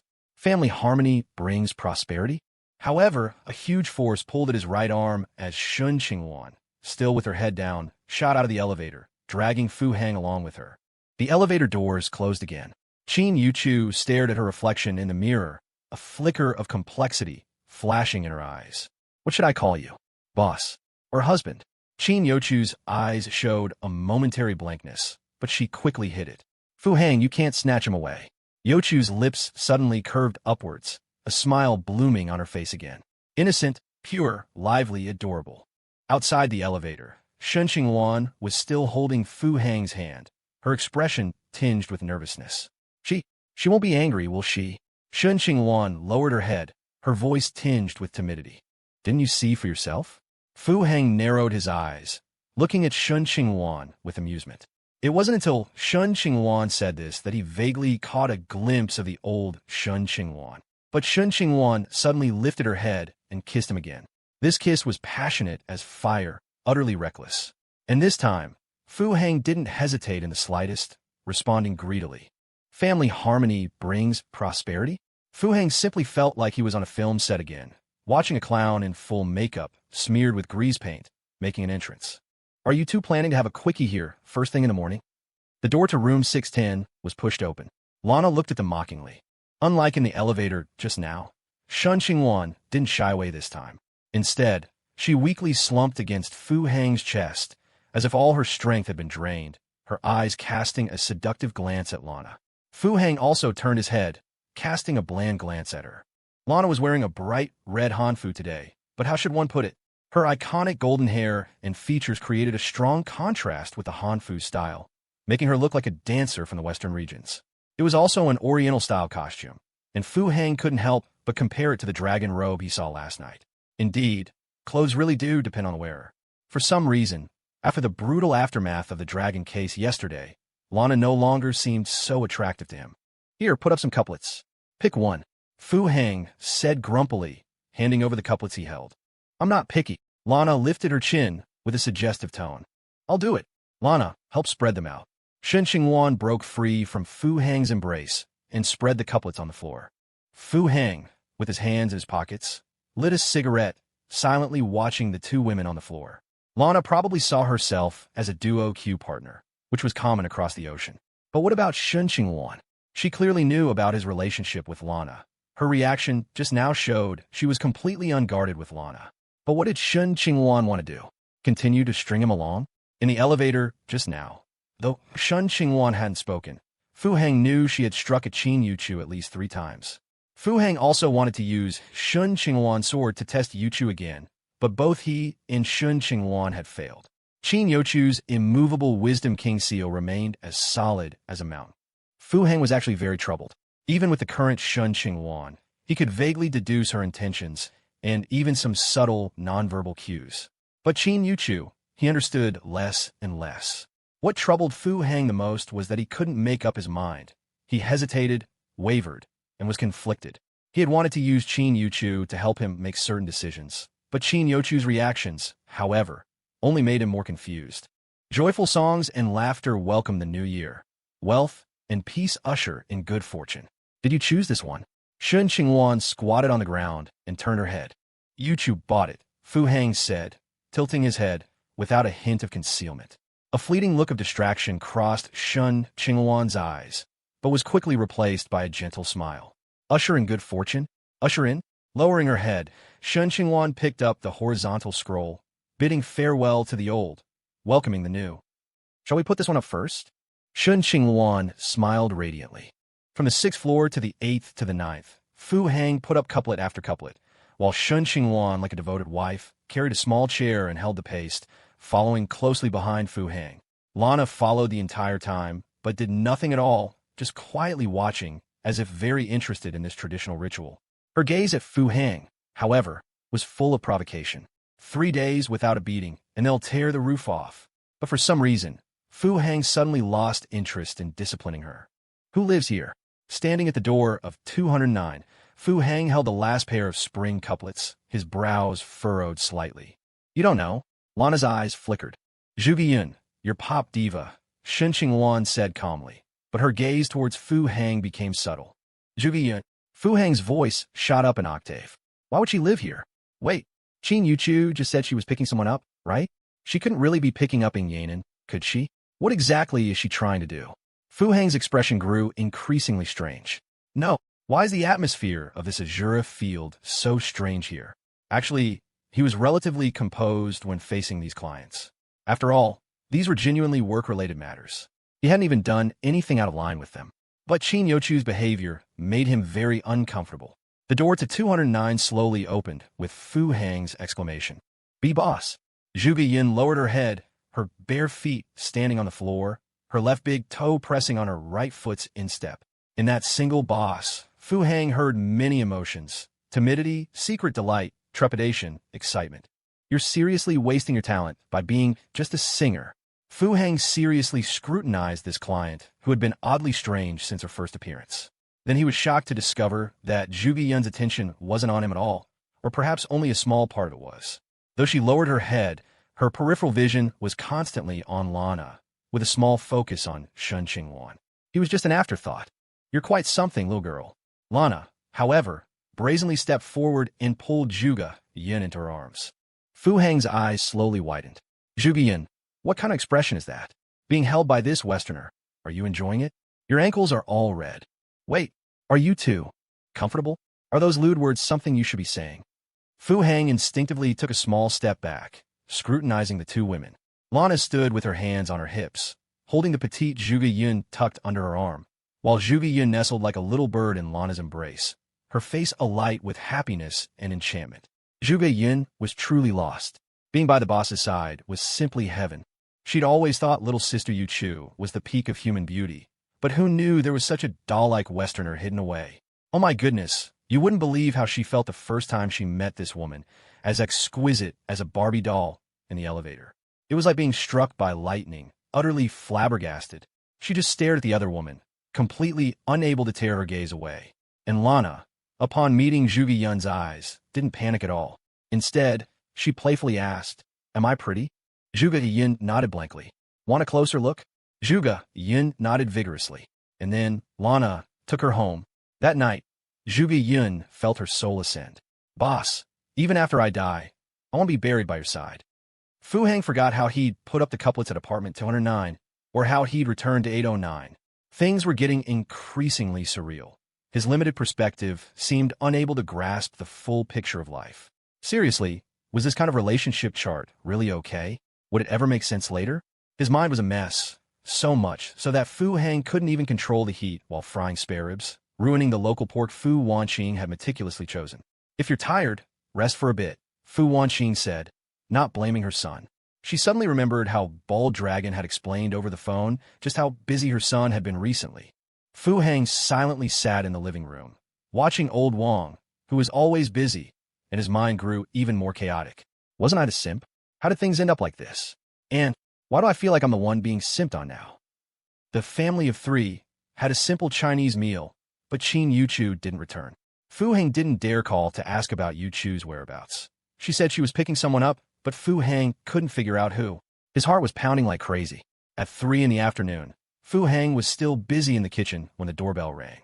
Fu Hang jolted, darted out of the kitchen, and rushed towards the front door. The door opened, and Fu Hang's expression was as spectacular as he'd anticipated. Standing outside was indeed Qin Yuchu, and she wasn't alone. However, the person accompanying her was truly beyond Fu Hang's wildest guesses. Even if it had been the missing Li Weiyang standing with Qin Yuchu, Fu Hang wouldn't have been so bewildered, because the person who came with Qin Yuchu was in Qin Yuchu's arms, being held by her. "Nan Nan, say hello," Qin Yuchu said with a sweet smile. "Hello, uncle." The little girl in her arms chirped, her voice soft and slightly indistinct. "This is..." Fu Hang's eyes widened little by little, because he recognized the child. This was the little girl he had saved twice. "Oh, that's Grandmaster Duan's granddaughter. Her nanny went home for the new year, so I picked her up," Yuchu explained, gently pushing the little girl forward. Fu Hang instinctively caught her. This was likely the third time Fu Hang had held the child. The previous 2 times had been heart-stopping. Once in mid-air as she fell from a building, and once inside a burning car. But this time, it still sent shivers down Fu Hang's spine. "Nanan's here." Fu Wanqing's surprised voice came from behind him. Before Fu Hang could react, she took the child from his arms. Fu Hang stood stunned at the doorway, his gaze shifting from Fu Wanqing's face to Qin Yuchu, then subtly sweeping towards old Wang, who was fiddling with something in the corner, before returning to Fu Wanqing, who was beaming with a radiant smile. "What's going on?"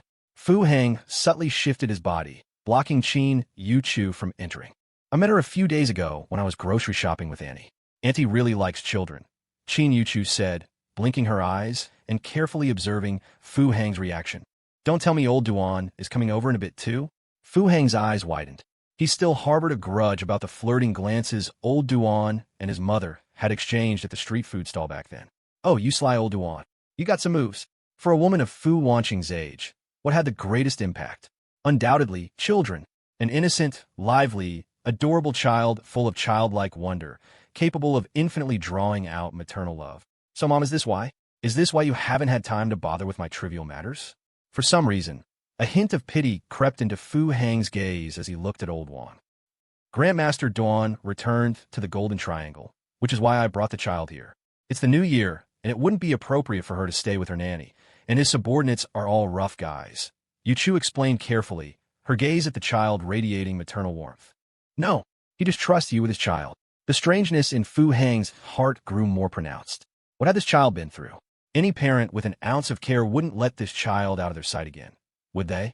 Was old Duan cold-blooded, or was he truly ruthless in achieving his goals? Fu Hang couldn't help but look again at Fu Wanqing, who was now sitting on the sofa, holding the child. To be fair, Fu Hang's looks were decent, largely inherited from his mother's genes. Even past 50, she still possessed a certain allure, especially the serene demeanor she had cultivated over the years. Wasn't that why old Wang was utterly captivated? "Grandmaster Duan said it's safe here," Yu Chu said, blinking her bright eyes again, a knowing smile playing on her lips. Fu Hang was speechless. When it came to safety, he genuinely couldn't think of anywhere safer than this current residential complex. Chen Xiao's people, his own arrangements, and old Duan's arrangements. The complex was sealed off like a fortress. "I'm going upstairs to change," Qin Yu Chu said, stuffing her large backpack into Fu Hang's hands before turning and heading straight for the elevator. Fu Hang sat on the sofa with the bag, seriously observing Fu Wanqing as she played with the child. "This child isn't shy, is she?" Fu Hang probed cautiously. "She's an unfortunate child," Fu Wanqing said with a melancholy tone. Qin Yu Chu had already told her the little girl's story, losing her parents so young and twice nearly meeting a terrible end. Strangely, when Fu Hang suddenly sat down, Fu Wanqing showed a hint of embarrassment. Fu Wanqing was thinking again about the unusual connection between the child and Fu Hang. Both times the child was in danger, it was this uncle who saved her. But this hint of embarrassment was interpreted differently in Fu Hang's eyes. "Damn it, old Duan has already made progress. This child isn't shy because she supposedly changes nannies frequently," Fu Wanqing added, sensing Fu Hang's strange look and felt compelled to explain further. Fu Hang nodded subconsciously. He could have guessed that much. She probably wasn't a professional nanny. "You could also consider having a child," Fu Wanqing said, her inner awkwardness growing more intense as Fu Hang remained silent. She couldn't help but glance at old Wang, who was preparing to roll out dough. At the mention of this topic, Fu Hang stood up, bored. "That was a very abrupt subject change. Forcing me to have kids? I'd like one, but Yu Chu hasn't shown any signs, has she? I've been trying really hard." "Uncle Wang, let me do it. You go keep my mom company," Fu Hang said, walking into the kitchen and adding a gentle reminder. "I haven't been back for half a month, and the front door was blocked. You're home every day. How did the house get robbed?" "I'm really not good with kids," old Wang chuckled innocently, his hands not stopping their work. His gaze towards the living room still held affection. "You really aren't good with them." Fu Hang sighed inwardly. Yu Chu came down soon after, dressed in a long, homey velvet nightgown. She looked utterly adorable, just like a university student. Wait, she was one. The doorbell rang repeatedly. Shen Qingluan, Lana, and Zhuge Jun arrived one after another. None came empty-handed, just like visiting neighbors. Though Shen Qingluan had brought a plate of cured meat that morning, she still carried a fruit basket this time. Lana carried 2 bottles of liquor, which, judging by the packaging, looked like Mao Tai. After entering, she casually greeted old Wang and handed him the 2 bottles. This small detail made Fu Hang's head buzz. "You're already familiar with old Wang? You must have been here quite a bit." Inevitably, Fu Hang secretly looked at Qin Yu Chu, only to find her sitting cross-legged on the sofa, coldly eyeing Zhuge Jun.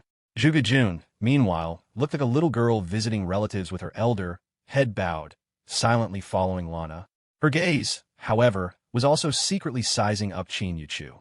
When she noticed Qin Yu Chu looking back, she lowered her head even further, her cheeks flushed. A black line appeared on Fu Hang's forehead. Zhuge Jun was starting to feel increasingly dangerous to him. Couldn't he have just one normal client? "Fu Hang, do you need any help?" Shen Qingluan asked, placing the fruit basket down. After greeting everyone, she leaned against the kitchen doorway. His cooking is beyond our help, Qin Yuchu said, tilting her head and shaking a rattle drum for Nanan. I didn't even know Fu Hang could cook, Shen Qingluan said, turning slightly and quietly looking at Qin Yuchu. Their gazes met in midair. Qin Yuchu's eyes were clear, Shen Qingluan's gentle. Didn't you have grilled fish before? Qin Yuchu kindly reminded her. Back then, I was worried about gaining weight, so I didn't dare eat much. What a pity, Shen Qingluan said, sitting on the sofa and curiously looking at the little girl in Fu Wanqing's arms. It was unclear if her "what a pity" truly referred to the grilled fish. Whose child is this? Shen Qingluan raised her hand to playfully poke Nanan, but surprisingly, the usually outgoing Nanan turned her head away, dodging Shen Qingluan's hand. Jia, Jia, Nanan struggled, lunging towards Qin Yuchu on the other side of the sofa. Call me Andy. Qin Yuchu's eyes widened, and she naturally took the child from Fu Wanqing. This is Grandpa Duan's granddaughter. She's staying here for a few days, Qin Yuchu said, putting the rattle drum into Nanan's hand and planting a kiss on her cheek. Please sit down, everyone. Dinner will be ready soon, Fu Wanqing said, standing up from the sofa, her expression becoming a bit strange.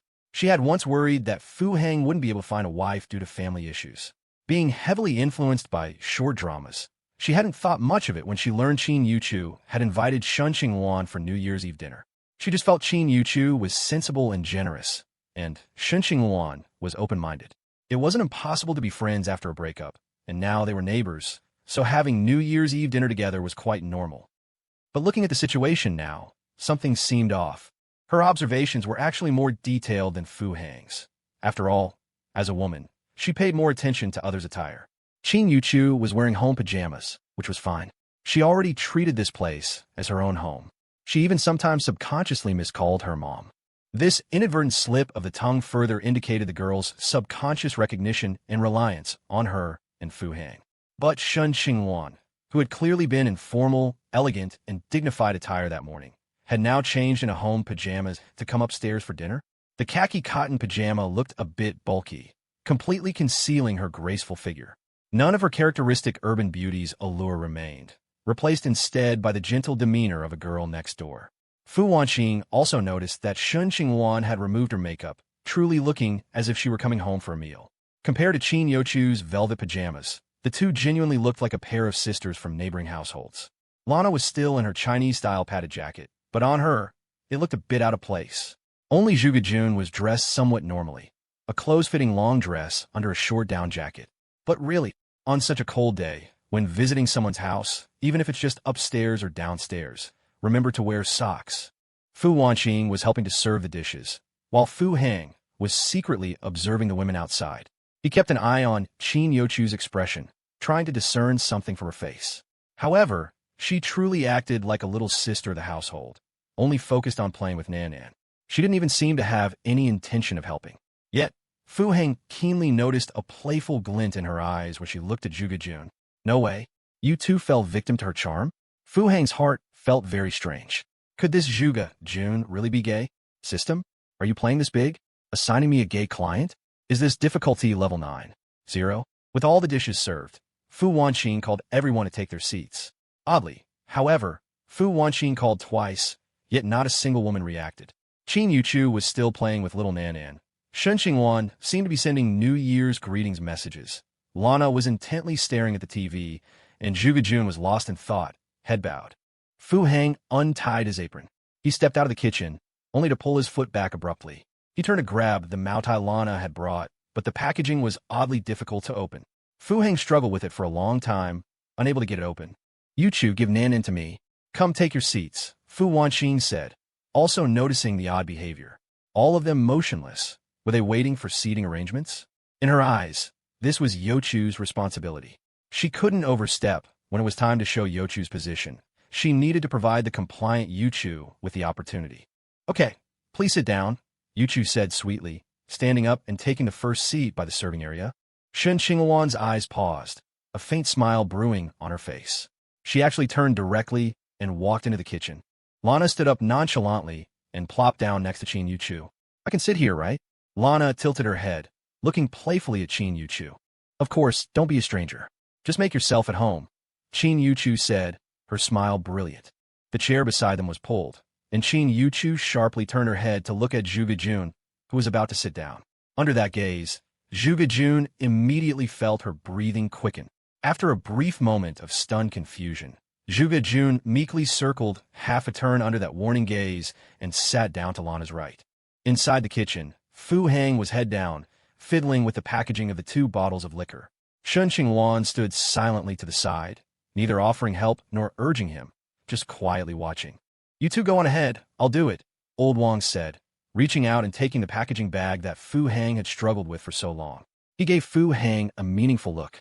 That look significantly reduced Fu Hang's pity for Old Wang. "You're not really that dull, are you?" Fu Hang said nothing, turning to walk towards the dining table. With almost no hesitation, Fu Hang sat down beside Qin Yuchu, and Shen Qingluan followed suit, sitting on Fu Hang's other side. "Aren't your seating arrangements usually quite particular?" Lana suddenly asked playfully. "It's a family dinner. No need for so much fuss." Fu Hang shot Lana a warning glare, but Lana subtly lifted her chin, her gaze shifting instantly from provocative to alluring. Fu Hang immediately caved. In this setting, he was genuinely afraid of what this foreign girl might do that was out of line. Fu Wanqing, holding Nan, also took a seat. Old Wang, carrying an open bottle of liquor, hesitated briefly before sitting at the head of the table. Old Wang was a taciturn man, but he had been young once, especially after living abroad for so many years. Fu Hang found the meal very awkward. Old Wang was a quiet man, barely speaking a word throughout the meal, his gaze never even lingering on the girls' faces. Fu Wanqing seemed to have completely given up, only occasionally serving Old Wang and feeding Nan. The women ate in silence, Lana included. By all accounts, this was the moment Fu Hang should have stood up and said a few words, perhaps starting a toast. But under the table, Fu Hang's left leg was pressed against Qin Yuchu's, while his right leg was being stepped on by someone's foot. The foot wasn't doing anything improper, just gently grinding very softly and tenderly. Judging by the distance, it should have been Shen Qingluan's foot, but Lana, sitting on the other side, was also a strong suspect. Her legs were long, after all. The scene was heartwarming, yet strangely unsettling. "This is my first time having a New Year's Eve dinner," Qin Yuchu suddenly announced, raising her glass, which contained the baijiu she had insisted on pouring herself. "I toast to everyone." "Thank you, Auntie." "Thank you, Uncle Wang." Everyone instinctively looked at her, but before anyone could say anything, she tilted her head back and downed the baijiu in one gulp. Perhaps it was the strong, pungent taste, but she exaggeratedly furrowed her brow, her head unconsciously rubbing against Fu Hang's shoulder. "Your first New Year's Eve dinner?" Shen Qingluan, however, spoke up suspiciously, looking at Qin Yuchu with interest. "Before, I wasn't even allowed at the table," Qin Yuchu admitted, sticking out her tongue in a slightly embarrassed gesture. "Drink something sweet," Fu Hang said, his heart aching for Yuchu, as he quickly handed her a glass of juice. No one picked up on Yuchu's topic.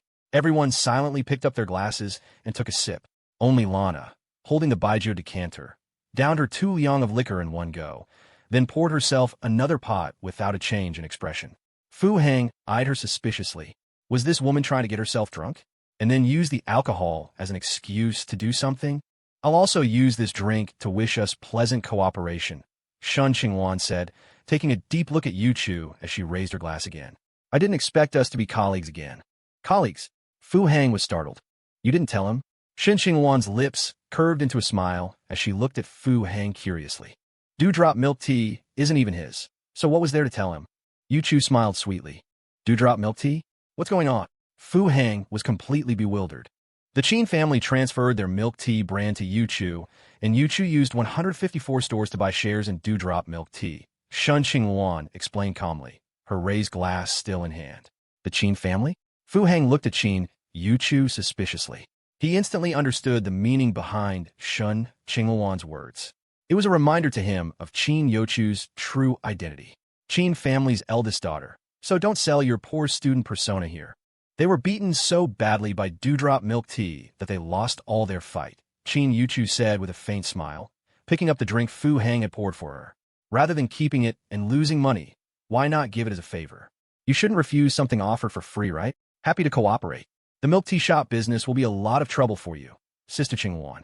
Shen Qingluan frowned, glancing meaningfully at the empty baijiu glass in front of Qin Yuchu. "Sorry, I'm trying to conceive, so I can only have one drink." Qin Yuchu's smile remained sweet, Her glass of juice tilted slightly, showing the gentle orange hue swirling within. The scene suddenly fell silent. A flicker of shock crossed Shen Qingluan's eyes. Lana's eyebrow arched. Fu Wanqing's mouth hung slightly open, and Old Wang's face was beaming with satisfaction. Only Zhuge Jun remained with her head bowed, but if one looked closely, they would see her eyelashes fluttering, concealing a hint of what seemed like excitement. Before Shen Qingluan could recover, Qin Yuchu extended her forearm, her goblet lightly tapping the small baijiu cup in Shen Qingluan's hand. Shen Qingluan mechanically withdrew her arm, numbly pouring the baijiu into her mouth. It was very spicy. So, this was your killer move. She didn't look at Fu Hang's expression, but the desolation in her eyes was unconcealed. Fu Wanqing finally snapped out of it, a flash of surprise mixed with a hint of resolve crossing her face. She subtly glanced at Shen Qingluan, then licked her lips, finally making up her mind.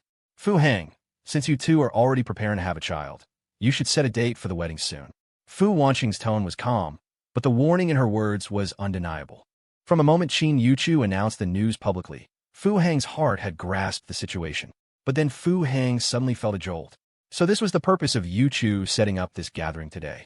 It truly was a killer move. Fu Hang felt a surge of joy. So you do care? Marry Yuchu? Of course, he was 100% willing. But announcing it in such a public setting, would it mean giving up his mission? Giving up his clients? If a client got married, they were no longer a client. The system would force a settlement. But if he got married, would the clients still be clients? The system hadn't said, but Fu Hang didn't dare risk it. He didn't know what his life would become if he lost the system. Would proactively marrying a non-client mean giving up? All assets revoked, followed by amnesia? Fu Hang suddenly panicked. That flicker of panic didn't escape anyone at the table. Lana's lips curled in a mocking smile. Shen Qingluan's despondent eyes gradually regained their luster, and Fu Wanqing sighed softly, already formulating her next words. This child, how could he be so clueless? No need to rush the wedding, Qin Yuchu said, raising her hand to gently clasp Fu Hang's wrist. Her voice was indescribably gentle. I'm still studying. Let's talk about it after I graduate. A trace of fierceness flashed in Fu Wanqing's eyes. She wished she could smack her bowl over Fu Hang's head. Still studying? Not suitable for marriage? You'll be going to school with a baby bump. Fu Hang turned his head blankly, quietly looking at Qin Yuchu. And Qin Yuchu's eyes, at that moment, were clearer than ever before. Fu Hang suddenly recalled the look Qin Yuchu gave him at the milk tea shop when he transferred 250,000. This is all I have now. Fu Hang's heart trembled. Was she testing him? She wasn't forcing a marriage. She was testing him. Do you remember what I told you? Fu Hang's gaze suddenly softened. I remember every word, even if 1,000 fingers point. Fu Hang took a deep breath, saying something seemingly out of context. I understand.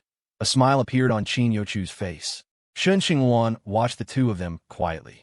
The desolation on her face moments ago had been partly an act, but the complexity she felt now was genuine, from her heart. In the end, she was still a step behind. She still didn't understand Fu Hang's attitude towards her. Was she just a plaything? But what man would give billions to toy with a woman? What's more, he clearly had no intention of touching her. The 2 kisses in the elevator proved it. What man would passionately kiss someone to that extent and not take things further? Her gaze shifted past them, glancing at Lana, who wore a playful expression. Lana seemed to be looking at her too, her eyes conveying a hint of go for it. Shen Qingluan lowered her head and quietly poured herself another drink. Yes, the rules had changed. It wasn't about her choosing a partner anymore. She was here to snatch someone away. Never mind that they weren't married yet, even if they were. Shall we have a drink? I was actually going to wish you both a happy marriage. Lana seized the opportunity to raise her wine decanter, looking provocatively at Fu Hang. Fu Hang's eyes narrowed. Trying to get him drunk? He'd humor her. Fu Hang also raised the decanter in front of him. Since you're trying for a baby, you should drink less. Fu Wanqing quickly interjected. Fu Hang was about to explain when his phone rang. Fu Hang impatiently took out his phone and glanced at it, his brows furrowing. Xiaofeng? Calling at this hour. Must be New Year greetings? With one hand still holding the decanter, he answered the call. But the next second, the glass he held was slammed heavily onto the table. Boss, something happened on set. This was Xiaofeng's first sentence. For something to interrupt Fu Hang's New Year's Eve dinner, it seemed significant. What's going on? Fu Hang stood up and walked to the side. An explosion. It's an explosion. Xiaofeng sounded panicked, almost incoherent. The noise around him was chaotic. Explosion? Didn't that already finish? Not that scene, it's on the Raven 4 set. Are there any casualties? Fu Heng didn't ask for specifics. Accidents were common on action sets like this. Yeah, Yanin is injured. Where is she hurt? Fu Heng's brows furrowed. Her face. Her face. She's disfigured, it seems. Fu Heng fell silent. Her face? What did that mean for a woman? Especially for someone as beautiful as Ying Yanin. Which hospital is she at? She refuses to go to the hospital. Xiaofeng's tone was unusually conflicted. What exactly is going on? Fu Heng was stunned. What was wrong with that woman now? I'm not sure the specifics. I'm on my way there too. They can't seem to persuade Yanin. Which set? Hanging up the phone, Fu Heng glanced apologetically at the women and his mother, grabbed his jacket from the table, and headed out. Something came up on set. I need to go. Do you want me to come with you? Yuchu instinctively rose, sensing Fu Heng's tension. No need. Please stay and keep my mother company. Fu Heng tossed out the words and hurried out the door. In the car, he called Director Liu, but no one answered the ringing phone. Then he called Fong Tiandai, but Fong Tiandai's phone also went unanswered. This made him even more anxious. Fortunately, Xiaofeng called back shortly, having already arrived at the set. It was a minor accident during a small explosion scene. The Joker girl infiltrating enemy territory for an assassination, then being pursued after succeeding. It was an indoor chase scene. Ying Yanin, playing the Joker girl, was running down an exploding corridor. Ying Yanin was in excellent form. In fact, ever since she watched the hospital explosion scene that day, her condition had improved even further. She became increasingly manic and excited. However, on set, an actor's excessive excitement isn't always a good thing, just like when Fu Heng was on set before. Being overly excited can lead to an actor performing beyond their usual limits. And if others don't keep up with this extraordinary performance, accidents can easily happen, especially in action scenes. During the actual shoot, Ying Yanin was more excited than during rehearsals, causing her to run faster. The glass, which was supposed to explode before she arrived, shattered beside her because she ran ahead of schedule, sending flying shards into her cheek. The scene became chaotic. A female actress's face was injured, pierced by glass shards, disfigured. Yet, when a group of medical personnel prepared to provide emergency treatment and transport her to the hospital, Ying Yanin astonishingly refused. Her reason stunned everyone. Since I'm already hurt, let's not waste it. Isn't there a scene later where the Joker girl treats her own wounds in front of a mirror? Perfect, it saves on makeup, and this will be real. Ying Yanin's tone was so flat, it bordered on obsessive. When Fu Heng arrived on set, he saw Ying Yanin in front of a mirror, using tweezers to painstakingly pull out glass fragments from her face. The shard embedded in Ying Yanin's face was larger than Fu Heng had expected, about the length of a thumb, lodged in her left cheek. Blood seeped out, making it look exceptionally gruesome. Yet in front of the camera, Ying Yanin was smiling a maniacal, bloodthirsty smile. With the tweezers in her right hand, she stared at her wound in the mirror. The blood flowing down her cheek looked like a stream of bloody tears, illuminated by the mirror light, revealing an indescribable obsession. The tweezers gently gripped an exposed corner of the glass shard, and she calmly pulled it out little by little.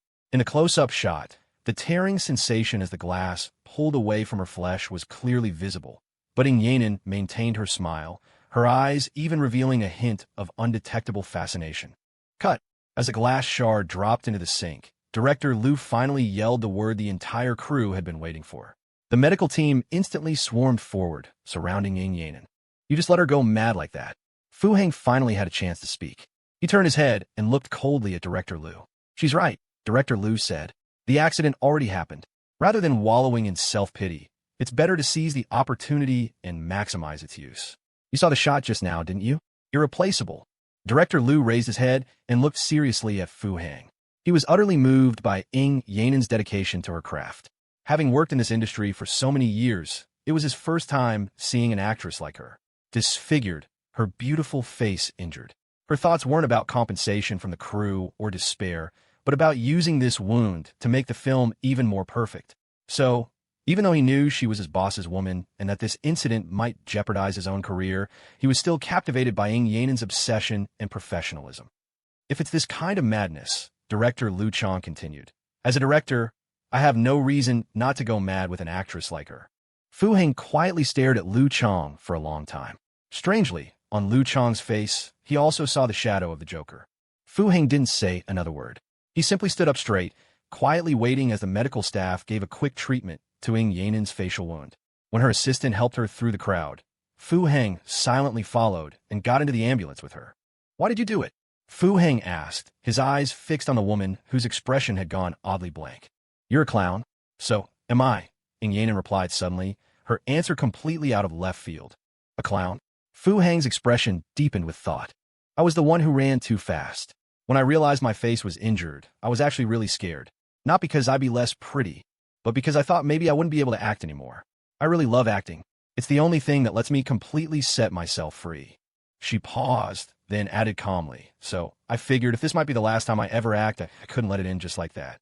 This wound could be used for maximum effect." "And it worked, didn't it?" Ying Yanen looked up, her eyes serious as they met his. Fu Heng didn't respond. He furrowed his brow, watching her in silence. The wound hadn't stopped bleeding. It had only been disinfected, and with every word she spoke, red began to seep through the gauze little by little. "That night, the way you looked in the fire, it left a deep impression on me. You were willing to risk everything for freedom. I can too." Her tone was even, as her fingers gently rested over the gauze on her cheek. Staring at her, seeing how sincere she looked, Fu Heng suddenly realized maybe he'd misunderstood this woman all along. Was her erratic behavior because of how he'd treated her, or was it something buried deep inside her all along? But one thing was certain, she was a pure soul. When she was a cop, she had thrown herself into her duty with conviction. And now as an actress, she was no different. "I told you, you're a leading lady, and that won't change. If you want to keep acting, then you'll keep acting. Even if Weiyang Entertainment is gone, we can have Yan Entertainment," Fu Heng said, his voice low and steady. "Really?" Ying Yanen raised her hand, gesturing toward the gauze on her face. "You could be the screenwriter, the director, the producer, the investor, whatever you want. Why not?" Fu Heng caught her meaning and chuckled lightly. Ying Yanen stared at him for a long time. When she was sure he wasn't joking, her gaze softened, and a faint smile slowly appeared. But the movement tugged at her wound, and her face stiffened for a second. Still, she stubbornly held on to that smile. The subtle change in her expression weighed heavily on Fu Heng's heart. He couldn't help but wonder, if Ying Yanen had never met him, would she be like this now? Then his mind drifted again to Shen Qingluan, to Li Weiyang who had vanished without a trace, to the even stranger Zhuge Yin. And even Lana. "You played me? You played me for 6 whole years?" Shen Qingluan's voice outside that bubble tea shop rang again in his head. Once more, Fu Heng found himself sinking into deep thought. Because of the system, these women had become what they were now. But without the system, what would they have been? Without it, that injury on Ying Yanen's face might become a scar she'd carry for life. Just like he said, screenwriter, director, producer, investor. Why were all those roles his to assign? Because of the system. And really, the solution to all this torment was simple. Just be a complete bastard. But was he too inherently kind? Or had he been a simp for so long that he'd forgotten how to be anything else? "All right then, I guess I'm sticking with you from now on," Ying Yanen said at last, turning to stare at the night scenery rushing past outside. "If I've got a bite to eat, you won't go hungry," Fu Heng replied instinctively. "So, does that make me your woman now?" Ying Yanen whipped her head around, locking eyes with him. "If that's what you want to be, then you are," Fu Heng answered after a brief pause, his voice calm. Ying Yanen said nothing more. Her face gave nothing away, no joy, no relief. She turned back to the window. But in that moment, she quietly reached over and held Fu Heng's hand. Her palm was cool and slightly sweaty. Fu Heng gently caressed her hand, a strange peace settling in his chest. At that moment, holding her hand, everything felt still. Out of all the women tied to the system, this crazy, unpredictable woman might have been the first to truly understand his inner self. Trapped by words, trapped by fate. Fu Heng looked out the window. Neon lights, golden buildings, dazzling nightlife. And again, he thought of those pure eyes. You saw it too, didn't you? That's why you treated them the way you did. That's why you acted like you didn't care. What even was love? Fu Heng suddenly found it laughable. He, a man backed by a cheat code system, had played the simp role for 3 years, and still didn't understand love. That night, Fu Heng quietly kept vigil outside the operating room. He called Qin Yuchu and told her everything that had happened. No lies, no omissions. As always, Qin Yuchu was incredibly understanding. She didn't complain about spending New Year's apart. Instead, she reminded him to take care of himself. After hanging up, Fu Heng felt restless. He knew exactly what was bothering him. It wasn't her kindness. It was the guilt that kindness stirred in him. She didn't argue, didn't fight, didn't demand a thing, but that somehow made it all feel worse.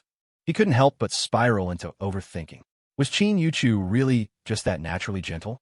Or was this a more sophisticated strategy? The more time he spent around her, the less real it all felt. It was like he never had her figured out. Fu Heng hated that feeling, being out of control. He had a cheat system, for God's sake. Why did everything still feel so hard? Just past midnight, Zhuge Yun appeared at the hospital. Fu Heng figured she must have heard the news from Fang Tiandai. Yanan will be all right, Zhuge Yun said softly, standing in front of Fu Heng with her usual timid demeanor. Fu Heng looked up and caught a glimpse of Fang Tiandai slipping around a distant corner. Yeah, the wound needs stitches, and since it's on her face, it'll take precision. Otherwise, the scarring will be hard to deal with later. Fu Heng sighed heavily and patted the seat next to him. Zhuge Yun clearly hesitated. She glanced toward the corner, and only after confirming no one was there did she take a deep breath and carefully sit down. She perched on the edge of the chair, sitting ramrod straight, hands placed primly on her thighs, barely touching the seat. Fu Heng was speechless. Why did she even come? You scared of me? He asked, turning toward her. Zhuge Yun nodded instinctively, then suddenly shook her head furiously like she'd remembered something. Are you really a lesbian? Fu Heng decided to drop the pretense and just get straight to the point. After all, as far as the system was concerned, as long as favorability increased, a male confidant should also be able to raise it, right? Zhuge Jun's favorability had already reached 51%. Isn't it because of this that you... Zhuge Jun lowered her head, looking utterly bewildered by Fu Heng's question. Fu Heng's eyes widened. He understood the unspoken second half of Zhuge Jun's sentence. I'm not that noble, believe me. I'm not interested in straightening you out. Why would you think that? Looking at Zhuge Jun beside him, fidgeting with her legs, her two black leather shoes constantly rubbing against each other, Fu Heng finally couldn't help but ask. All the women around you are top tier. Besides that reason, there's no reason you'd be interested in me. I've seen Lana's feet. Her feet aren't like mine. Little sister Yochu's feet are also very, very smooth. A drop of cold sweat ran down Fu Heng's forehead, and his lips twitched uncontrollably. I know rich people have peculiar hobbies. Online they call it stamp collecting. Zhuge Jun stared at her shoes, her voice trembling. Fu Heng's lips trembled even more violently. He parted his mouth slightly, but couldn't utter a word in rebuttal, because he had thought of something terrifying. This woman might actually be telling the truth. It's just that the one collecting stamps isn't him, but the system. Returning wives, workplace green teas, pure student girls, crazy female police officers. It seems adding a bent one makes perfect logical sense. I'm ready. Seeing Fu Heng remain silent for a long time, Zhuge Jun took another deep breath, her voice barely audible as she spoke. For some reason, after hearing that sentence, many strange images suddenly popped into Fu Heng's mind. The first one that came to mind was Lana, followed by Yochu's. Fu Heng shook his head violently. The suppressed emotions of the past few days suddenly couldn't connect. I'm not very good at it, but I've watched videos. Fu Heng raised a hand, cutting off her further explicit words. Zhuge Jun shrunk her neck, stealthily glancing at Fu Heng. Actually, she wasn't so resistant anymore. If this man were the boss, did you really do that with Lana? Fu Heng was straightforward, the question almost bursting out of him. No. Zhuge Jun shook her head vigorously. That day she called me over, she just gave me a foot massage. Zhuge Jun looked up in alarm, hastily explaining. Foot massage. Images popped into Fu Heng's mind again, scenes he had unconsciously fantasized about before. The Tao follows nature. Foot therapy is also a Tao, and its techniques are its methods. After seeing Zhuge Jun's feet, he had once fantasized about this reverse clock. The atmosphere in the hallway suddenly turned strange. The scummy man desperately wanted to continue the conflicted and torn emotions from before, but he just couldn't get into character. Rich people. Do they like many people? Together? Zhuge Jun, as if possessed, asked an extremely daring question. Fu Heng blinked, a hint of yearning appearing in his eyes. Damn it, he actually had images again. He tilted his head strangely, wanting to see what was going on in this woman's head, but met a pair of eyes that looked timid but actually held a glimmer of expectation. No way, Fu Heng actually remembered the handbag full of cash Lana had thrown at him earlier. Damn it, this is your real goal, isn't it? To hell with you're ready. You're ready to fleece me, aren't you? In the early hours of the morning, Yanan was wheeled out of the operating room. Still under anesthesia, Her face was wrapped in thick gauze. The initial treatment was complete. Subsequent scar repair would have to wait for the wound to heal. Fu Heng watched quietly for a while, instructing Feng Tian to take good care of her. With a mind that wanted to feel heavy but couldn't quite, he silently left the hospital. Today's salary settlement of 600,000 has been credited. The end-of-month attendance bonus of 36 million has been credited. End-of-year attendance bonus. Current favorability. Shen Qingluan, 75. 12%. Li Weiyang, 96. 67%. Ying Yanan, 70. 0%. Zhuge Jun, 70. 0%. Lana Katerina, 35. 0%. Please continue your efforts, host. Congratulations, host. You have completed another year's performance evaluation. Your year-end reward has been issued. Please check your account. This was the system notification that rang in his mind just past midnight. Despite the newly credited year-end bonus, Fu Heng felt no joy or excitement. He silently calculated the favorability of his various clients. Ying Yanan's bug was fixed, and her favorability instantly jumped to 70%. The eccentric Zhuge Jun might genuinely have prepared herself, as her favorability also jumped to 70%. This should have been a cause for great joy. But Fu Heng found himself unable to be happy, including with a long string of zeros that had just been credited to his account. Buddy, when does this end? Driving alone, Fu Heng asked the system in his mind. However, the system still gave no reply. I never dared to ask you before, nor even think about it, because I was afraid that if I succeeded by accident, I would lose this job. But now I'm seriously asking you. How is this mission considered a success? It can't be that I just keep stringing them along like this, can it? Fu Heng slowed the car to a crawl. In the early hours of Lunar New Year's Day, there were almost no other vehicles on the streets. In this new year, Fu Heng's emotions grew increasingly somber. When the target's favorability reaches 100%, the mission will be declared successful, and final settlement will occur. Unexpectedly, the system responded this time. Fu Heng took his foot off the gas and pulled the car over to the side of the road. Final settlement? So, as long as favorability reaches 100%, this deal is over. Are there any extra rewards for settlement? Fu Heng gripped the steering wheel, silently gazing at the empty street. 100% favorability was the second stage mission objective, and a full refund reward will be given upon completion. The system had mentioned this before. One settlement lottery draw. The system's reply was very direct. Fu Heng tilted his head slightly, his gaze profound. Final settlement. When Fu Heng returned home, the entrance light above the shoe cabinet was still on. He quietly took off his shoes, and as he changed into his slippers, he heard a sound behind him. He turned in surprise and saw Qin Yuchu leaning against the doorframe. Still awake? You weren't here today, so I couldn't sleep. Qin Yuchu remained motionless, her long hair falling to obscure her somewhat weary face. I'm sorry. Fu Heng turned and stood firm, looking seriously at Qin Yuchu. How's Yanan? Qin Yuchu still didn't move, her hands clasped in front of her, supporting her heavy belly. She has a gash on her face, very deep. It's disfigured her. Fu Heng took a deep breath, answering calmly. Qin Yuchu's expression showed a hint of regret, and she sighed. Are you hungry? I brought back some dumplings. Want me to cook them for you? No, I don't have an appetite. Get some rest. It'll be dawn soon. Qin Yuchu nodded and turned to enter the bedroom. Fu Heng took off his outer clothes, went into the bathroom to brush his teeth and wash his face. When he returned to bed, he found Qin Yuchu already asleep. He lay quietly beside Qin Yuchu, his eyes fixed on the darkness of the ceiling. I have many women, Fu Heng said abruptly, his voice soft and somewhat muffled. I know. Qin Yuchu, who should have been asleep, replied calmly. I have reasons I can't disclose. I know. I'll end things with them. I know. Silence fell in the room. Are you really not worried at all? Receiving such an understanding response, Fu Heng's mood grew a fraction heavier. I wasn't worried before, but now a little. Why? Before, your gaze on Shen Qingluan was like looking at a commodity. I knew you were acting, but now it's a little different. Fu Heng was speechless. So perceptive, Yuchu. In truth, it wasn't Shen Qingluan who had changed, but himself. I didn't mean to pressure you into marriage today. Fu Heng didn't answer, instead turning to tightly embrace Yuchu. Wait for me to end everything. Fu Heng's voice was deep and low. No rush. I'll always be your kept poor student. Yuchu turned her head and deeply kissed Fu Heng. In the early hours of this new year, inside a commercial van parked near the border, old Duan met the trenchcoat man again. Is the information confirmed? Old Duan's face was grim. Uncertain. I wouldn't dare stop you here at this hour. The trenchcoat man's expression was equally complex. What in hell is that kid planning? He's playing with fire.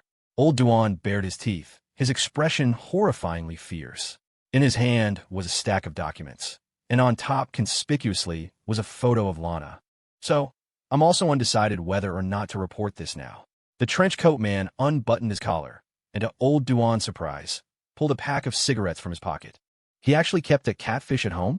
Damn it! Old Duan violently threw the documents aside. This stack of documents was the culmination of the trenchcoat man's extensive investigations. Just as Fu Hang had said, given his current status, the sudden appearance of a foreign woman by his side couldn't possibly go unnoticed by their superiors.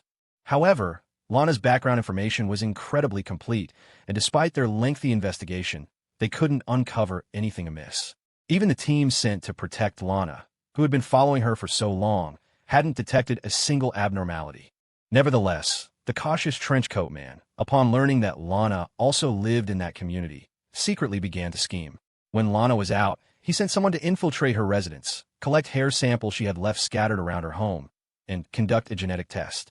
What Old Duan had just thrown against the car window was the genetic test result. Because it was only a hair sample, the genetic data wasn't entirely complete, but the limited data, when compared with the one still drooling in the lab, could simulate many results. They had long since learned of Project Revelation's destruction, and they also had intelligence that Number 4 had escaped. But no one would have imagined that the escaped Number 4 was actually being harbored by Fu Hang. This is the catfish, isn't it? I once hinted to Qin Xiao that keeping this foreign woman in the country would be a great achievement, but that kid didn't take that seriously, did he? The trenchcoat man pursed his lips.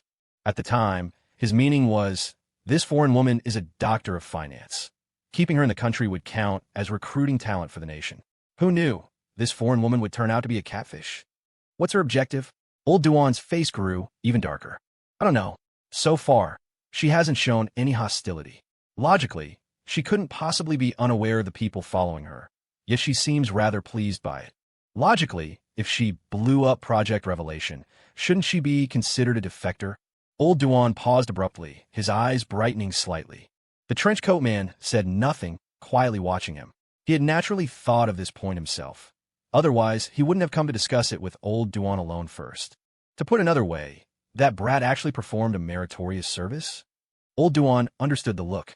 In a way, yes. That kid wouldn't possibly not know who she is, would he? Old Duan suddenly hesitated again. What do you think?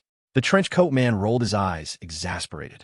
The secrets Fu Hang held probably went far beyond what they knew. Now that he thought about it, there were many suspicious points back in the Golden Triangle. Why was he so proactive in wanting to rescue Yamen? And once he got there, why didn't he follow the plan? Was he really there to save people? And then, catfish number 3, what are you looking at? What's it to you? And then he beat the Global Intelligence Organization's most wanted agent, catfish number 3, into a vegetative state. People in their line of work never believed in coincidences.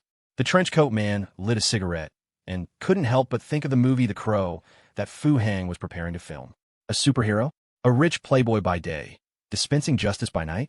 So, was the movie Fu Hang's hint to them? Just let that kid keep her. Old Duan took a deep drag from his cigarette. He and the trenchcoat man were too familiar. He naturally understood what the other meant. Your son beat number 3 and slept with number 4. What does that feel? The trenchcoat man seemed unaccustomed to smoking. After 2 puffs, he began to cough slightly. Strictly following doctor's orders. The doctor told him to smoke less. I goddamn suspect he's number 5, Old Duan retorted, wide-eyed and annoyed. The trenchcoat man also chuckled. He naturally had a clear record of Fu Hang's genetic samples, even conducting regular tests. Very healthy, very strong, but still a person. Oh, right, can catfish get pregnant? Old Duan stubbed out his cigarette, suddenly remembering something. Genetic experts analyzed it. Project Revelation implemented reproductive isolation at its core to prevent gene sample leakage. Phew. Old Duan let out a long sigh of relief. For a brief moment, he had even imagined his 5-year-old mixed-race grandson, wielding a small stool and wreaking havoc in kindergarten. Forget it, I won't go to the Golden Triangle. You arrange personnel to handle that matter yourself. I'll go back and keep an eye on things. Old Duan pulled another cigarette from the pack, hesitated, but didn't light it, throwing it directly to the trenchcoat man instead. The trenchcoat man watched him get out of the car, his gaze profound. A catfish is a dangerous blade, but what if that blade is in their own hands? Although Fu Hang went to bed late, he woke up very early. A grandmaster no longer heavily relied on sleep. His past habit of lounging in bed was merely his attitude towards life. And after a night of contemplation, he formulated new goals. The SIMP was going back to work. Compared to the impact of giving up everything, conquering all strongholds was undoubtedly a more convenient and cost-effective method. Stop trying to have it both ways. This is my bread and butter. New year, new beginnings. The SIMP reigns supreme, unbeatable. That emotionless, machine-like SIMP is back. And this time, I'm a very rich SIMP. Last night, with Ing Yanan's bug fix progressing to 70%, now is the time to press the advantage. When people encounter sudden accidents, their psychological fluctuations are exceptionally intense, especially for women. Ing Yanan, with her recently disfigured face, would undoubtedly be at her most psychologically vulnerable. Now was the time to step up the pressure. Given her feisty nature, he might just win her over in one fell swoop. Fu Hang slipped out the door, while Qin Yuchu, sound asleep on the bed, slowly opened her eyes. She stretched lazily, then strolled towards the bathroom. Sitting on the toilet, Qin Yuchu wasn't in a hurry to use it. Instead, she opened the drawer beside her and pulled out a pregnancy test stick. Then, Qin Yuchu just sat there quietly on the toilet, waiting for the line to appear. 5 minutes, 10 minutes, 15 minutes. Qin Yuchu sighed in frustration. This month was another wasted effort. Why was having a child so difficult? Xiaoqin from the next dorm room had already aborted 3. Could Fu Hang be the one with the problem? Qin Yuchu pulled up her pants and silently walked to the mirror, her beautiful eyes shimmering with suspicion. She herself had no issues. She had confirmed it at the hospital. So after trying so hard and still not getting pregnant, the reason could only be Fu Hang. Had she overtaxed him? The two grandmasters sparred frequently, and Grandmaster Qin's keen perception and precise analysis of details were spot on. Fu Hang always claimed to have many women, but his body was honest. She could tell if he'd been unfaithful just from their intimate encounters. Moreover, as a married woman, Qin Yuchu had long discerned that both Shen Qingluan and Ing Yanan were still virgins. Fu Hang hadn't laid a hand on them. So what game are you playing? Qin Yuchu stared at the mirror, her brow deeply furrowed. Fu Hang's tone yesterday had been low, but Yuchu knew that what he meant by ending things wasn't cutting ties with them. Frustrated, she tied her hair into a ponytail, squeezed out toothpaste, and mechanically brushed her teeth. One thing she had said yesterday was true. Fu Hang was different. His attitude and emotions towards those women were different. That's why she was jealous. Even though she still didn't ask for much, she hadn't even thought about getting a formal title, but she was jealous. If you like to play, I'll play along. Humph. As if I don't know how to snatch a man for myself. Qin Yuchu mumbled with a mouthful of foam, suddenly speaking fiercely. When Fu Hang arrived at the hospital, he found Ing Yanan's room empty. The nurse on rounds pulled Fu Hang aside and unleashed a torrent of complaints, saying she had disappeared early in the morning and couldn't be reached by phone. Where is she? Fu Hang, who had arrived brimming with confidence, was quite annoyed. He immediately called Fong Tiandai.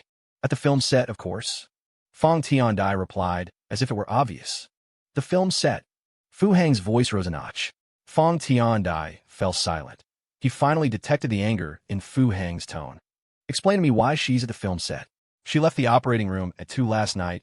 It's not even 9 now, and it's New Year's Day. Yanan said, the scar on her face is very real. And now, she can film a lot of shots. I thought you. Fong Tiandai stammered. She had been present for their entire conversation in the ambulance yesterday and had been moved to tears. This was love, the love of 2 madmen, tenacious and obsessive, both in love and in their careers. Because of this, she had secretly called Zhu Gejun and given her a stern lecture. That was also why Zhu Gejun had appeared at the hospital. So, when Yanan woke up today and proposed continuing filming to catch up, she contacted the set without the slightest hesitation. The crew members, upon hearing the news, were filled with nothing but admiration. Was this a pampered child of capital, shoved into the crew? Don't be ridiculous. Such dedication to film was unparalleled in the entire entertainment industry. The directing team was even more enthusiastic. Those who were on holiday didn't even need to be told. They charged back like they were on steroids after hearing the news. Even if these shots couldn't be used in the final edit, releasing a behind-the-scenes clip would be the best marketing. The lead actor doesn't use a stand-in, gets disfigured on set, and 7 hours after leaving the operating room, insists on continuing to film with a bleeding wound. If you were to compare this to those popular idols who need to be admitted to the ICU for a paper cut, the hype would be immense. What Fu Hang saw on set was Ying Yanin, her gauze removed, her bloodied left face turned towards the camera. Don't you care about your face anymore? A surge of exasperation he couldn't unleash. Fu Hang stopped Ying Yanin during a break. This wound is more real than makeup. In a few days, when it starts to heal, it won't have this effect anymore, Ying Yanin replied seriously. Don't you care about your face anymore? Fu Hang's voice shot up by an octave, repeating the question. You'll despise me. Ying Yanin suddenly lowered her head, her voice barely audible. The Harley Quinn who had been maniacal and utterly indifferent just moments before now resembled a timid, aggrieved young woman. Fu Hang's heart skipped a beat, his emotional core taking a heavy blow. That's not what I meant. Fu Hang's tone softened. Anyway, someone wants me. Whether I'm good-looking or not doesn't matter. At worst, I'll just put on clown makeup when I sleep from now on. Ying Yanin suddenly looked up, a hint of shy coquettishness flickering in her narrow eyes. Fu Hang felt like he was being teased. Damn it. Images were forming in his mind. It was two clowns fighting, two madmen fighting. The vividness of a scene. Then, you still need to be careful.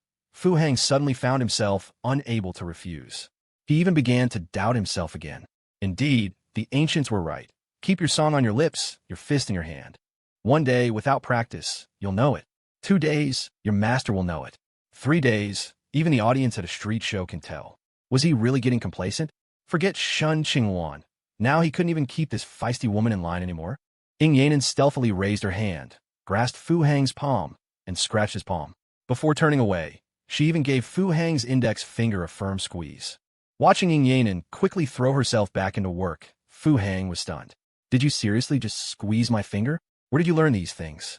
Fu Hang couldn't help but turn his head to look at the director, who was coordinating the set. It couldn't have been you who taught her, right? You're the only one who's been teaching her acting lately. The director, feeling a gaze, suddenly looked up and met Fu Hang's serious eyes. The director immediately understood, nodding forcefully. Boss, rest assured, I will do my utmost. If Yanin doesn't win Best Actress, I'll retire from the film industry. Feeling the inexplicable resolve coming from over there, Fu Hang twitched the corner of his mouth. Wait, how is this supposed to curry favor? Tiandai, Fu Hang called coldly. I'm here. Fong Tiandai emerged from his hidden state, standing quietly before Fu Hang. Contact the world's best plastic surgery medical team. Have them bring all their equipment immediately and provide full-time care until Yanin makes a full recovery. Fu Hang said calmly. Fong Tiandai was slightly stunned for a moment, finding the amount of information hard to digest. Tell them that until Yanin recovers, they're on my payroll. Fu Hang raised an eyebrow. I'm a rich fawner now, and this money can go through the company's accounts. This time, Fong Tiandai understood. Budget. Driven by professional instinct, Fong Tiandai couldn't help but remind him. The best medical teams charged exorbitant fees. Was he really going to hire them as private nurses? Fu Hang didn't answer, instead looking at Fong Tiandai with a suspicious gaze. All right, that look was familiar. Fong Tiandai immediately understood. I'll go arrange it right away. Wait, what does Yanin usually like to eat? Fu Hang called out, stopping Fong Tiandai. She's not picky. She eats whatever the crew eats, but she's from Beijing. Fong Tiandai recalled carefully and answered seriously. Then contact a Beijing-style restaurant. It must be authentic. If you can't find one in Hansheng, find one directly in Beijing. By tonight at the latest, I want Yanin to eat her hometown cuisine. It's New Year's. What's with still eating boxed meals? Is the crew short on money? Fu Hang grumbled disapprovingly.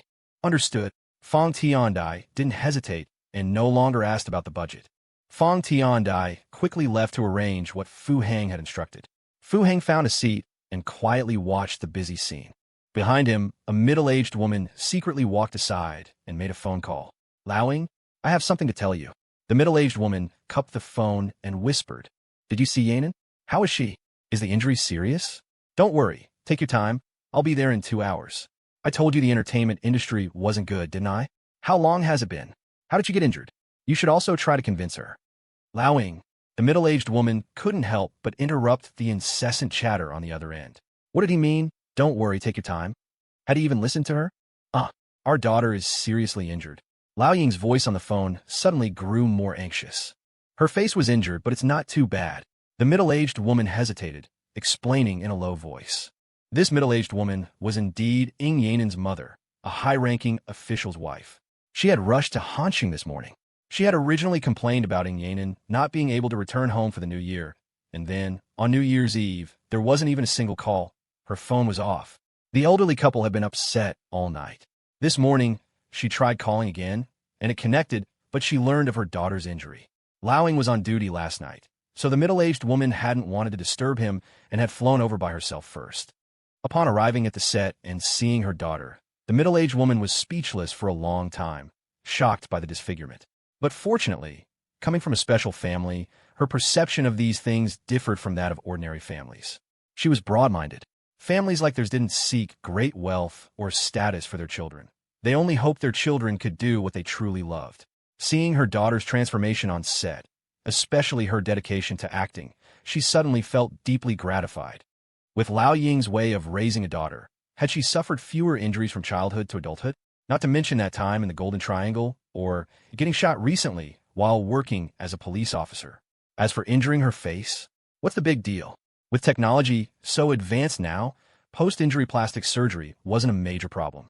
Moreover, her daughter on set wasn't just guest starring in a small role to experience it, as she had originally thought. Once she arrived, she realized her daughter was actually playing the lead role. This crew wasn't some small-time operation. They were well-organized, and she knew the director, a famous one. Most importantly, her daughter's status in this crew was extraordinary. Almost the entire crew treated her daughter like a venerable elder, with a dozen or 20 assistants surrounding her while she acted. The director would just call cut, and assistants would immediately carry a tent over. This kind of spectacle she had never seen even in the news. So, even though Ing Yanan was injured, her heart didn't feel too much difficulty accepting it. Instead, she felt relieved that her daughter had found something she truly loved. Filming with an injury? Is that strange? Isn't that how it always is? While she was feeling emotional and relieved, the next scene she witnessed almost brought tears of joy to the middle-aged woman's eyes, because she saw a very handsome man stop her daughter. She had noticed this man early on. His status in the crew must be high, as others were very respectful towards him. When he stopped Ing Yanan, none of the assistants dared to step forward. And his two sentences, "Don't you care about your face?" moved her, as a mother, deeply. That scolding tone, that concern wrapped in anger, that heartfelt care. The middle-aged woman heard it clearly. She suddenly had a feeling of witnessing real-life drama unfold. Then, a truly astonishing scene appeared before her. Ing Yanan actually had this little daughter demeanor. Was that shyness? And then, she actually saw her daughter, whom she had almost thought of as a son, flirting with a man. My goodness. A small pull of the hand, a scratch of the palm, a clasp of the fingers. She saw it clearly. Her daughter, whom she had worried would never marry and would die alone, knew this move. Had she finally opened her mind? The middle-aged woman almost sent a commendation banner to the entertainment industry on the spot. Sure enough, for professional matters, you need professional people to coach them. You see, her daughter grew up in a military compound. Under Lao Ying's constant indoctrination, she might have even forgotten she was a girl.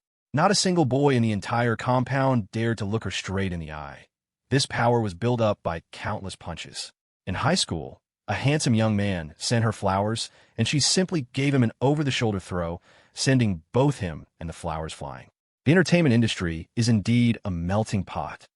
After that, she heard Fu Hang and Feng Tiandai's conversation. Oh wow, he's a rich guy? She was worldly and knew how much the medical team he mentioned would charge. To have them bring their team and equipment to follow someone full-time, having money was one thing. Being willing to spend it was another. When she heard Fu Hang wanted to bring a restaurant from Beijing to get her daughter some food, the middle-aged woman suddenly felt strange. This handsome young man, was he being manipulated by her daughter? Thinking of that grab, scratch, and clasp just now, she had him completely wrapped around her finger, didn't she? At her level, what she saw wasn't Fu Hang's money. She only needed to see Fu Hang's willingness to spend money on her daughter. To be honest, their family had money, but it wasn't easy to spend. They couldn't or shouldn't spend it freely.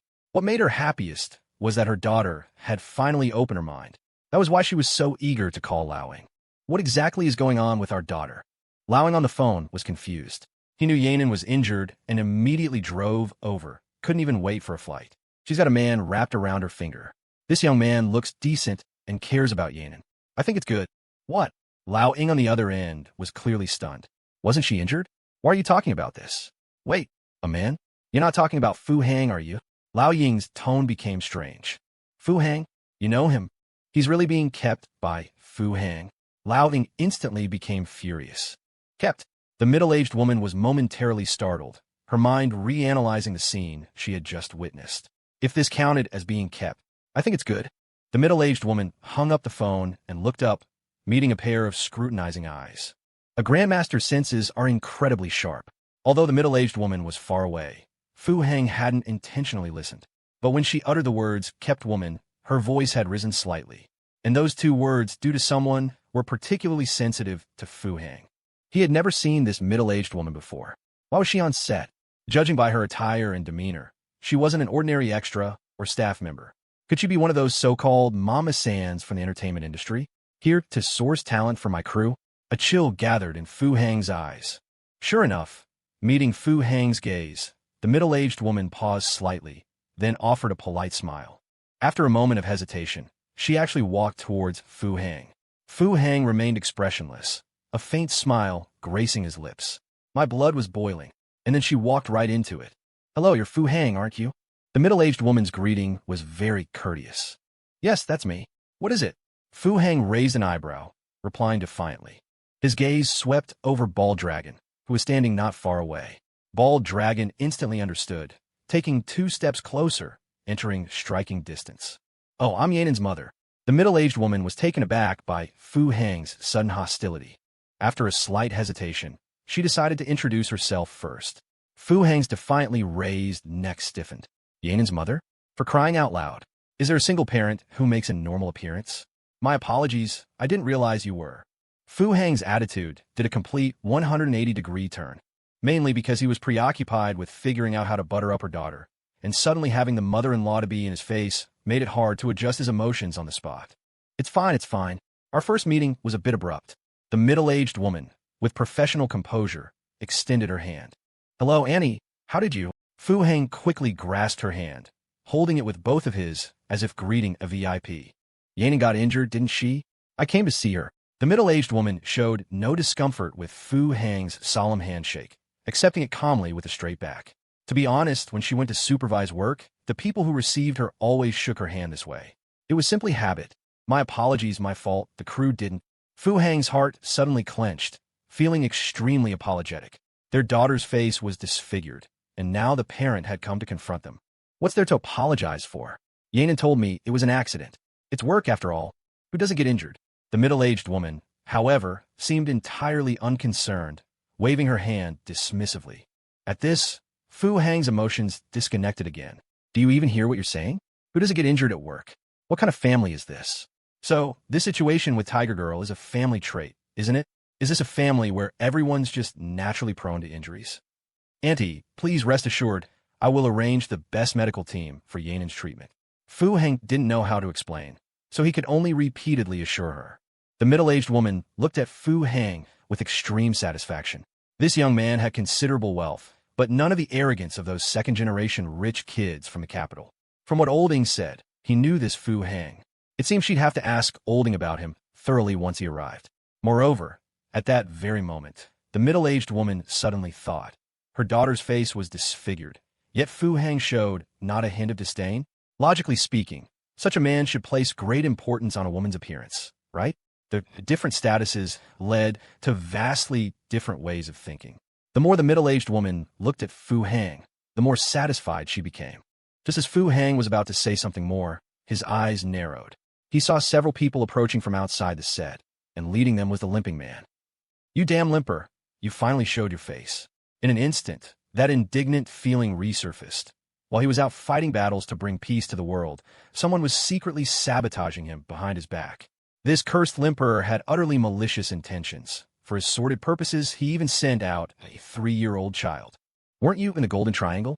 Fu Hang disregarded the middle-aged woman beside him, turning to glare at the limping man and marching towards him. The middle-aged woman first froze slightly, then followed Fu Hang's gaze towards the same direction.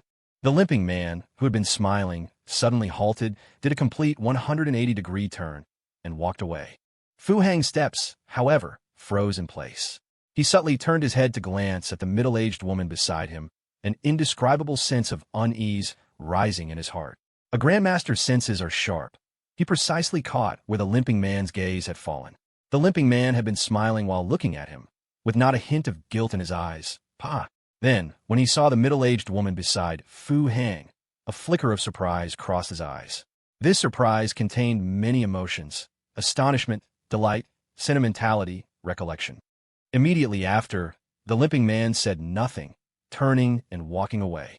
Did he know Yanan's mother? Was he avoiding her? Fu Hang lowered his head, his thoughts racing. Yanan's mother. Naturally, she was very attractive, looking even younger than his own mother. With proper upkeep and her unique aura, she truly was still quite charming and graceful. So, you damned limper, did you have something going on with her too? Fu Hang's clenched fists involuntarily relaxed, a cold glint flashing in his eyes. Fu Hang, who was that? The middle-aged woman, looking at the limping man who had approached from a distance only to suddenly leave, frowned slightly. From that fleeting glimpse, she felt that the limping man's back looked somewhat familiar. Oh, that's a friend of mine, also a partner on this project. His name is Duan Changfeng. A smile reappeared on Fu Hang's face, but his peripheral vision was sharply fixed on the middle-aged woman's reaction. Duan Changfeng. The middle-aged woman first showed hesitation, but then her eyebrows rose, clearly having remembered something. Just as I thought. Fu Hang sneered inwardly. Well, old Duan, I never would have guessed. As expected, after her eyebrows rose, the middle-aged woman didn't press about Duan Changfeng. Instead, she put on an act as if she'd just asked casually and didn't know him. This further confirmed Fu Hang's suspicions. Old Duan, you truly are a charmer of older ladies, aren't you? Fu Hang thought to himself, no rush. Since you dare to have designs on her, let's see how I mess with you. Meanwhile, Duan Changfeng, who had walked off the set, was frowning deeply. Why is she here? Yanan's injured. It's normal for her mother to come, isn't it? His confidant, walking beside him, clearly knew her as well. She used to know me, Duan Changfeng said in a low voice. Few people knew his true identity, but Yanan's mother was an exception. But Old Ying's wife, they had known each other many years ago, and because of his relationship with Old Ying at the time, they used to be very close. He was even the best man at their wedding. Should I report this? The confidant's expression also grew solemn. Such a matter wasn't easy to explain casually. It involved too much. Follow up on it immediately. Duan Changfeng nodded, then glanced back at the set. He'd only just returned from the border. When he heard that Yanan had been injured, he rushed over to check on her. He didn't expect to run into an old acquaintance. All the bosses have been notified. Duan Changfeng got back into the car. Everyone's been contacted, except for Wang Feng from the Shilian group. He's down south for the new year. The rest should be here by noon. All right, let's head over first. Duan Changfeng leaned back slightly and fell into thought. Thanks to Fu Hang's little stunt last time, performance art, as he called it, he had, by sheer luck, unified the underground forces of Hansheng and its surrounding areas. While he was now steering everyone toward the entertainment industry and related businesses, things were booming. Still, in the shadows, those shady dealings never fully disappeared. After all, once you've grown used to fast and easy money, it's hard to let go. That's why you had to occasionally remind people who's in charge. Like he always said, completely eradicating it was impossible. The best he could do was maintain control. And what better time than the new year to gather everyone, talk dreams, talk life, talk about the past and the future. While old Duan went about his business, Fu Hang's phone started ringing. He casually pulled it out and glanced at the caller ID. Sorry, I need to take this, he said. He didn't answer right away. It was a call from Shen Qingluan. No worries, go ahead. I'm just browsing around, the middle-aged woman said kindly, though her gaze once again drifted toward the direction Duan had gone. Fu Hang gave a quick half-smile and stepped aside. The bald-headed Long adjusted his position with practiced ease, casually moving to block the woman's line of sight with his broad frame.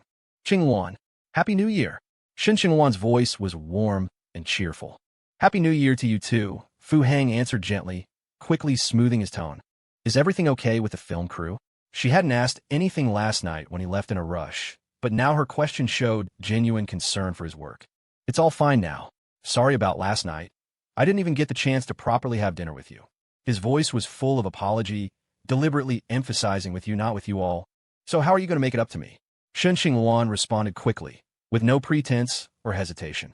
What kind of compensation do you want? Fu Hang replied indulgently, as if saying, whatever you want, it's yours. Maybe a proper dinner date? Now, Fu Hang smiled. Yep, it had to be Qingluan, never one to miss a moment of opportunity. I'll wait at home. Sure, just the two of us this time. Fu Heng glanced over at the middle-aged woman in the distance. With her around, it was impossible to continue the whole thoughtful toward Yanin act. He'd already done what needed to be done. Since the enemy support had shown up, it was time to take a different lane. After hanging up, Fu Heng politely said goodbye to Yanin's mother. He didn't lie, just said he needed to check in on another project. And it was true. He really did have other business. The middle-aged woman didn't show any suspicion. In fact, her impression of Fu Heng only improved. Here he was, working even on New Year's Day, and still took time to check in on her daughter. A responsible man. Before leaving, Fu Heng looked over at Yanin once more. The two didn't exchange words, just a distant look that lingered briefly. That look alone was enough to break Yanin's focus in front of the camera. The director sighed and called cut, while Fu Heng apologized profusely and quickly left the set. Yanin's mother, meanwhile, couldn't help but break into another full-on anti-grin. Fu Heng met Shen Qingluan just outside her apartment building. She was wearing that same long red coat he'd seen the morning before, paired with a black turtleneck sweater underneath. Elegant and dazzling, she looked every bit the image of a modern, urban woman. Charming, stylish, and unmistakably mature. So, what do you want to eat? Go out or head home? Fu Heng approached with a smile. As he mentioned home, he lifted his eyes meaningfully toward the 6th floor. The implication was clear, though it wasn't obvious whether Shen Qingluan noticed the way his gaze had also brushed past the 8th and 9th floors. She'd chosen to wait for him at the stairwell, also very telling. But Fu Heng had already made a decision when he opened his eyes this morning. It was time to go back to being the man who put his career first. No foundation, no family. Is it okay if someone else joins us? Shen Qingluan hesitated, her voice a little unsure. Fu Heng fell silent, staring into her slightly evasive gaze. So that's how it is, huh? Can't we just enjoy some peaceful scaling for a while? Now we're turning this into a contested lane already? It's my parents, Shen Qingluan finally added, sensing something was off and rushing to explain. Your parents? Fu Heng was stunned. Was today some sort of national Meet the Parents Day? Or had New Year's visits been upgraded to default matchmaking events? I didn't go home for the holidays. They came to Hancheng instead, she said, sounding a bit guilty. To spend the new year with you? Fu Heng's expression turned suspicious. If they were here, why'd you come to my place for New Year's Eve dinner? They arrived this morning, she said, visibly troubled. Her eyes flicked toward the upper floors. Fu Heng was speechless. Skipping New Year's Eve, but showing up on New Year's Day? Was that how things worked in her hometown? They're here to urge me to get married, she admitted shyly, voice softening with embarrassment. That one word, marriage, hit Fu Heng like a flashbang. Marriage, such a distant, unfamiliar, yet hauntingly familiar word. Come to think of it, he and Shen Qingluan were at that age now. Just yesterday, her mom was even pushing for grandkids. They tried to set me up with someone before the holiday. Since I didn't go home for a blind date, they assumed I was avoiding it. And Qingluan? A voice came from the stairwell behind her before she could finish. Fu Heng turned to look. A middle-aged couple was walking down, hand in hand. Their clothes were simple, but neither looked particularly pleased. And this is... The woman stepped forward, quick to arrive at Shen Qingluan's side. Her eyes immediately scanned Fu Heng from head to toe with sharp scrutiny. Fu Heng mentally cursed. Yep, definitely system approved. These mother-in-laws alone could probably shoot a full portrait series. He glanced at Shen Qingluan's father, a very ordinary-looking man, slightly chubby, thinning hair, and a gentle demeanor. This is Fu Heng. My boyfriend, Shen Qingluan said, sneaking a glance at him as she subtly wrapped her arm around his. Hello, ma'am. Fu Heng greeted politely. A young woman acting like that in public, grabbing and clinging. It's not proper behavior. Shen Qingluan's mother snapped, yanking her daughter behind her and shooting a death glare at Fu Heng. His gaze was like a holographic scanning beam, meticulously sweeping Fu Heng up and down. A flicker of awkwardness crossed Fu Heng's face. This was pure scorn from a mother-in-law. This mother-in-law, no. 1 foot in front of him, compared to the one he'd just met on set, was a bit weaker in temperament, but considerably stronger in presence. Mom. Shen Qingluan playfully tried to pull her hand free, but found her mother's grip unyielding. Boyfriend? What boyfriend? Have we agreed? Shen Qingluan's mother's expression darkened as she glared fiercely at her daughter. As a mother, she naturally knew her daughter's worth. Over the years, their doorstep had practically been worn out by matchmakers. Yet, she had never been particularly satisfied with any of the suitors. Just before the new year, the Peng family, who had visited once before, came knocking again. But this time it was different. Last time, the Peng family was just a small fruit wholesaler. This time, however, their stores were everywhere. She had asked around and heard they were making tens of millions a year. And Peng Shang, the Peng family's only son, drove a luxury car worth over $1 million. As someone who'd been through it all, Mother Shen knew perfectly well that love was only something naive young girls took seriously. For example, if she hadn't been so impulsive back then and married her current husband, would she have had to toil her entire life just for basic necessities?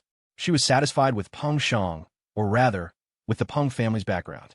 So, she enthusiastically began arranging a blind date for them. She planned for them to meet when they returned home for the new year. If all went well, they'd get engaged in the first lunar month and finalize the marriage. But who would have thought that Shen Qingluan would completely disregard it, even using work as an excuse not to return home for the new year? She had originally planned to urge her again after the new year, but then the Peng boy saw her daughter's photo and was utterly smitten. Yesterday, he brought lavish gifts to pay a New Year's visit, and upon discovering Shen Qingluan wasn't home, he anxiously declared he would come to Han City today to visit her. His reason was perfect. Qingluan was alone out there, forlorn and without family during the new year. The old couple put their heads together and decided, all right, since the young man is so enthusiastic, let's seize the opportunity and finalize this matter. So, without any prior notice, the two of them hopped into Peng Shang's $1 million luxury car and launched a surprise attack early in the morning. Don't young people always talk about romance and surprises? On the way, Father Shen had been more circumspect. He reminded them that a first meeting shouldn't be too abrupt, as it might scare the girl. He suggested that he and his wife meet their daughter first to prepare her, while Peng Shang could go ahead and arrange a place for lunch. Peng Shang found this reasonable. He dropped the couple off outside Shen Qingluan's residential complex and hurried off to make arrangements. But when Father and Mother Shen arrived at Shen Qingluan's apartment, they were caught completely off guard by her answer. I have a boyfriend. Mother Shen's teeth itched with frustration, and she immediately began searching the entire apartment. Fortunately, her sharp eyes quickly scanned the room, and she felt a slight sense of relief. There were no traces of a man living there. Although there were men's slippers by the door, there was only one toothbrush in the bathroom. Aside from a few clean ashtrays, there was nothing else belonging to a man. There was still room for things to turn around. Fu Heng, however, was a bit bewildered by the scene unfolding before him. It wasn't the plot development itself. He had a high tolerance for melodramatic cliches. What he didn't understand was Shen Qingluan's intention. Given Shen Qingluan's caliber, such a blunder shouldn't happen, right? Qingluan, have you really thought this through? I just told you about Peng Shang's circumstances. His family makes tens of millions a year now. If you marry him, why would you need to live in a small place like this? Mother Shen praised him openly, as if Fu Heng wasn't even there. In this job of yours, you can't even go home for the new year. How much do you earn in a year? Let me tell you, Peng Shang's family has 2 villas. One of them isn't even renovated yet. It's saved for Peng Shang as a wedding home. At this point, Mother Shen cast a meaningful glance at Fu Heng. Fu Heng was utterly dumbfounded. From Mother Shen's few words, Fu Heng gathered one distinct characteristic about her. She was a snob. But what was going on? And who was Peng Shang? Tens of millions a year? That was a lot. It was almost as much as his full attendance bonus for a month. Fu Heng shot a strange look at Shen Qingluan, his questioning gaze clearly conveying, "You didn't tell your family?" But Shen Qingluan merely lowered her head, looking reluctant, wronged, and stubborn. Fu Heng's lips twitched upward. He seemed to understand Shen Qingluan's intention in orchestrating this scene. Was this to showcase himself in front of others? Typical Qingluan, you certainly know how to deliver emotional value. Qingluan, listen to your mother. Don't stay in Han City. How many clothes, how many bags, how many sets of expensive skincare products can you buy after working hard here for a year? After paying rent with that meager salary, how many times can you afford afternoon tea? Mother Shen understood her daughter well. Due to indoctrination since childhood, her daughter was a woman who meticulously presented herself. Just now, in her daughter's apartment, she had clearly seen all the cosmetics and jewelry. These things weren't affordable for an ordinary office worker, but a refined lifestyle came at a high cost. Look, your rented apartment is starting to go downhill, isn't it? When she visited last year, her daughter was living in a high-end community. Now she's moved here. Mother Shen believed she knew her daughter, so she struck directly at Shen Qingluan's weakness. At the same time, these words were also meant for Fu Heng. Young people Love not built on bread is nothing but an illusion. Love can be poetic and romantic, but daily life is inseparable from the basic necessities of life. To her disappointment, Fu Heng simply watched quietly, not a hint of dejection on his face. Instead, there was a trace of amusement. Qingluan's move was truly brilliant. Bringing in outside help, letting the clueless mother-in-law attack his strongest advantage, and in reverse, precisely delivering emotional value. Fu Heng, however, wasn't sure if the arrival of father and mother Shen was an accident or if Shen Qingluan had deliberately arranged it. Had she even calculated her own parents into this? Fu Heng coughed loudly, pondering how to make an entrance, when from the direction of the distant residential complex gate, a commotion could be heard. Fu Heng's hearing was good. It sounded like someone was trying to drive a car in and had been stopped by the security guard. Is that Peng Shang's voice? Mother Shen tilted her head, having heard the commotion as well. He seems to be blocked. Father Shen also frowned. Look at what kind of complex you live in. The security guards have no discernment whatsoever. Mother Shen frustratingly tugged at Shen Qingluan, anxiously pulling her towards the exit. Father Shen turned his head, gave Fu Heng a meaningful glance, and silently followed. Fu Heng licked his lips, glanced up at a few windows on the upper floors, then at the distant convenience store, lowered his head to light a cigarette, and amusedly followed behind. Open your dog eyes and look. What kind of car is this? Even I can enter the municipal government compound without being stopped, and you're stopping me. As he drew closer, he heard an infuriated roar. Peng Shang was truly furious. His long-for goddess was inside, and his grand entrance should have featured him standing dashingly in front of his $1 million luxury car, holding a large bouquet of vibrant roses.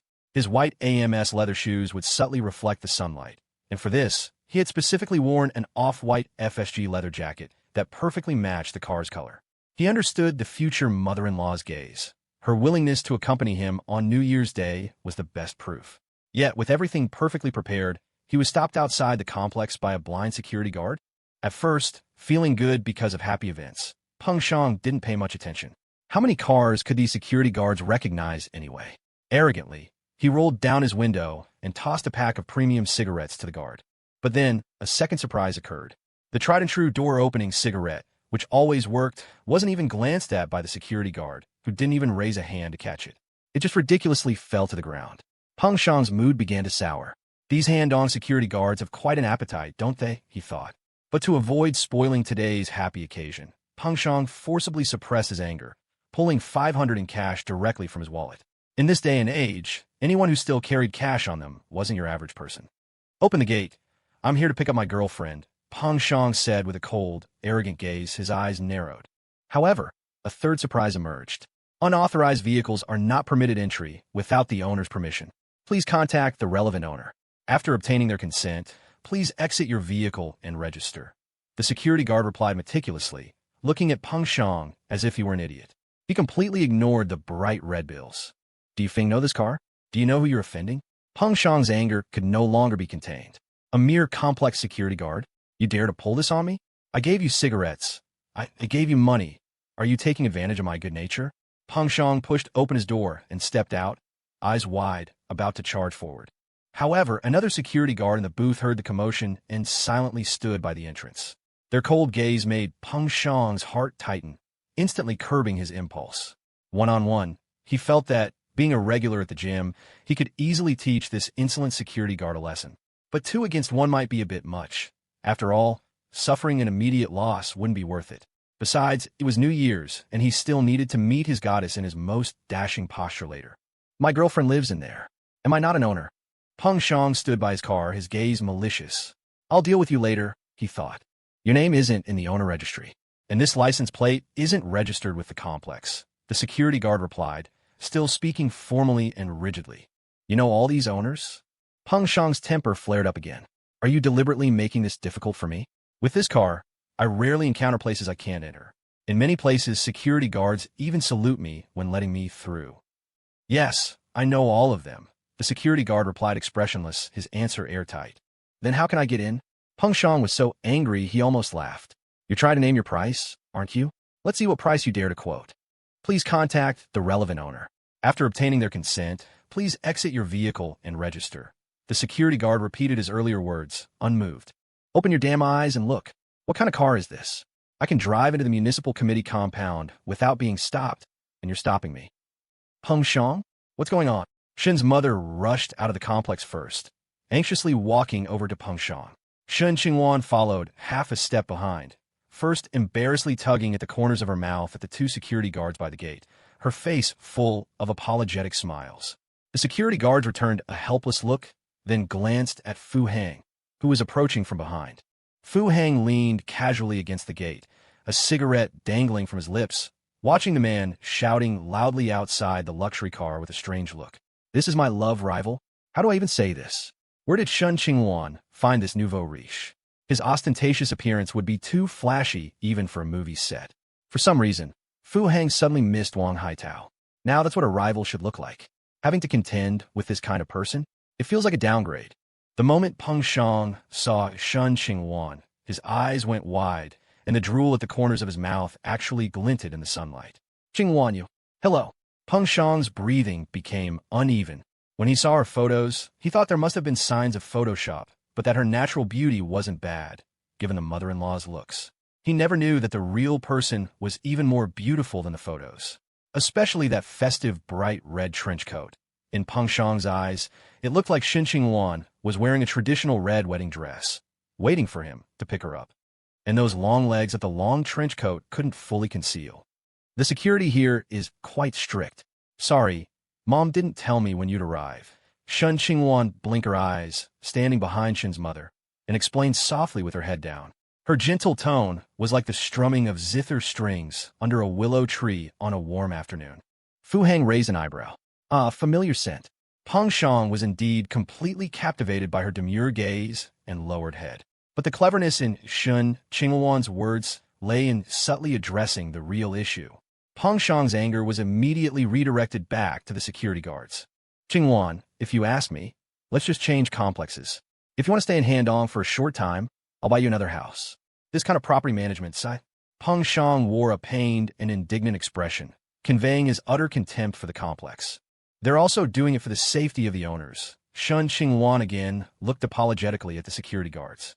Peng Shang, calm down.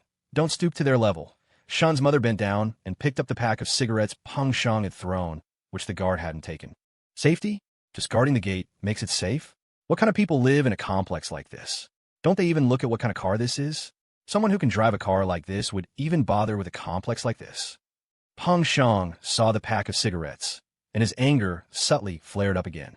$1 million luxury car, stopped by a security guard at the entrance of a low-end complex? But before he could continue his sarcastic remarks, the barrier arm at the complex gate rose. Peng Shang sneered. Now, they open it? I won't even go in. Peng Shang craned his neck, waiting for an apology from the security guards, but was subtly pulled aside by the thoughtful Shen's mother.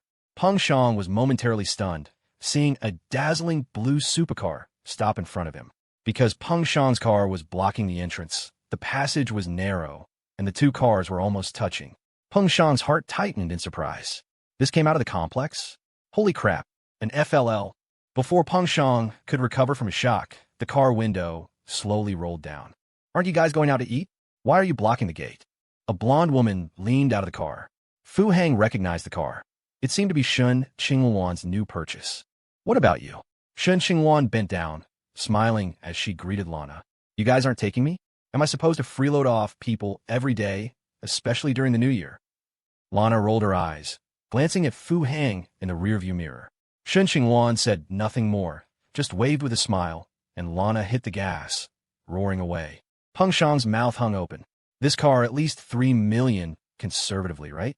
You drive a $3 million car, and you live in a complex like this? And that foreign chick is so hot. She knows Shen Qingluan. Peng Shang's brain crashed again. Qingluan, you know this foreigner? Shen's mother's eyes suddenly narrowed.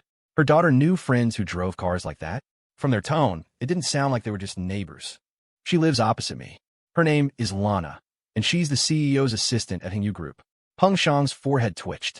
The CEO's assistant at Hengyu Group? Are you serious?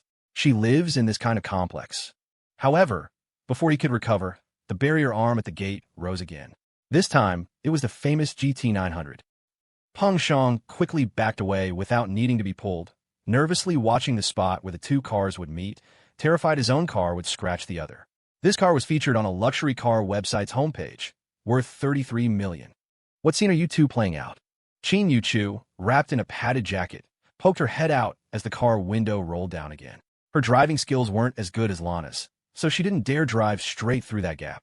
My apologies, I'll move the car right away. Peng Shang didn't even have time to be stunned by Qin Yuchu's beauty before he quickly jumped into his car, carefully and slowly moving it to the side of the road. My parents are here. What about you? Heading out. Shen Qingluan looked at Qin Yuchu, smiling gently. As their gazes met, she also glanced at Fu Hang. Nanan can't sit still at home, so I'm taking her for a spin. Qin Yuchu checked her rearview mirror, then stretched her small hand out the window, waving it in the air. It was unclear who she was waving to. The GT 900 sped away, leaving Mother Shen momentarily stunned. Qingluan, is that also your neighbor? Mother Shen couldn't help but ask. Yes, she lives upstairs from me. She's the CEO's assistant at Yuan Trade. Shen Qingluan explained calmly, watching the disappearing taillights. A hint of disappointment flashed in her eyes. Seeing Fu Hang meet her parents, he showed no signs of discomfort or surprise. Yuan Bua, CEO's assistant? Your boss? Mother Shen asked, surprised. She knew her daughter worked at a company called Yuan Trade. More like a colleague, I suppose. Shen Qingluan frowned slightly, explaining very earnestly. Her boss? She suddenly remembered the couplet she had Fu Hang stick on her door. Receive good fortune. This community. Mother Shen suddenly felt something was off about the community too.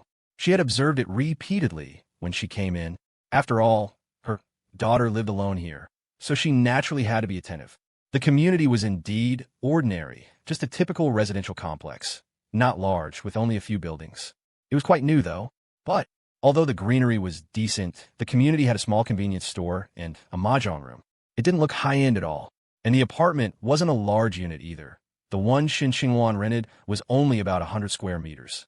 Let's go eat quickly. I've already booked a table. Having been slapped in the face twice in a row, Peng Shang couldn't bring himself to speak arrogantly, especially the security guard standing there, whose gaze made him feel like a clown. Yes, let's go eat first. Mother Shen recovered her wits and hurriedly pulled Shen Qingluan, ready to get into the car, only to find Fu Hang slowly standing behind them. We're going to eat now. You can go on your way. Mother Shen turned sharply, her tone cold. This guy truly lacked common sense. She had hinted so obviously, and now that he'd seen Peng Shang and his luxury car, he still dared to shamelessly approach? And this is... Peng Shang raised an eyebrow. He had noticed the man earlier, initially thinking he was just a curious bystander. This is Fu Hang, my friend. Shen Qingluan lowered her head, glancing at Fu Hang, then at her mother's solemn face, introducing him weakly. However, her enchanting peach blossom eyes sparkled, and her tone carried an indescribable hesitation. They're just ordinary friends. Mother Shen quickly emphasized, subtly pinching Shen Qingluan. Peng Shang suddenly understood. So that's how it was. He couldn't help but scrutinize Fu Hang. He looked decent, but not a single brand label was visible on him.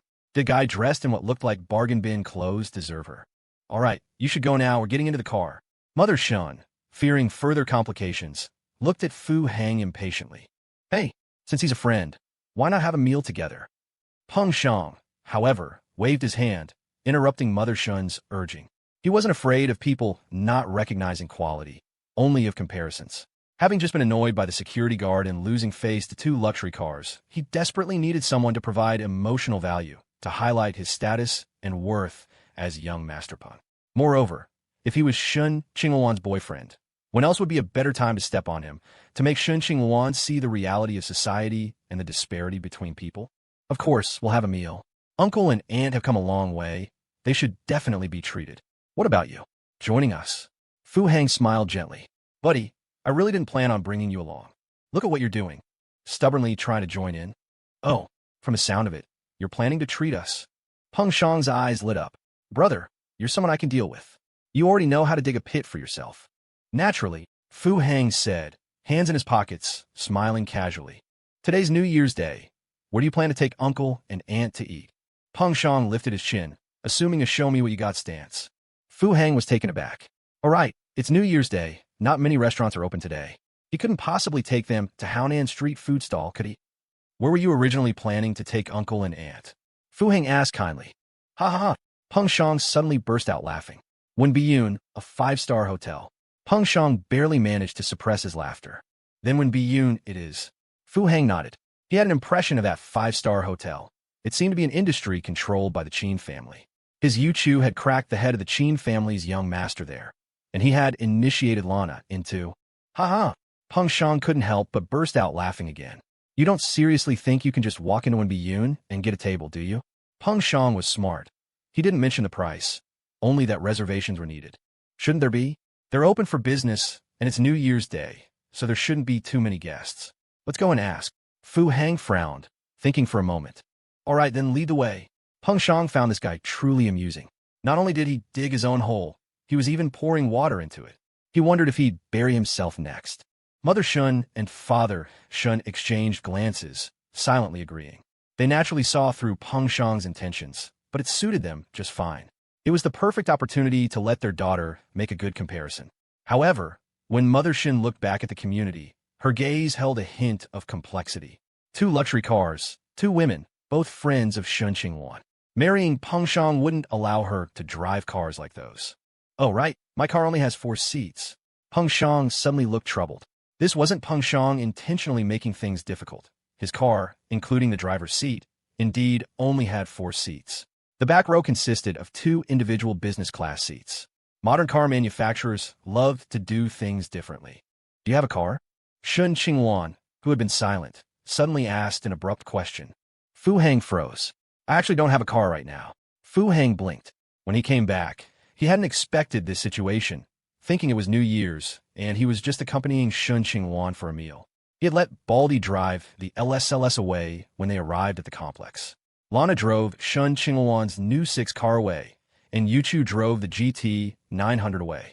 He did have a BSJ, but it was parked under Building 1 at Yinshu Residence. Hearing that Fu Hang didn't have a car, Peng Shang pressed his lips together, struggling to hold back his laughter. Mother Shen looked speechless, while a hint of sympathy flickered in Father Shen's eyes. No problem, I can borrow one. Fu Hang's face quickly broke into a smile. Borrow? Now. Peng Shang struggled to suppress his laughter. Where did Shen Qingluan find this naive guy? He was practically stabbing himself in the chest, blow by blow. He clearly didn't see himself as an outsider at all. Do you have a car? Can I borrow one?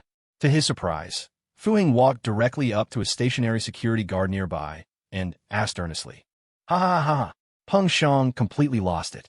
Don't blame him for being impolite. Who wouldn't burst out laughing?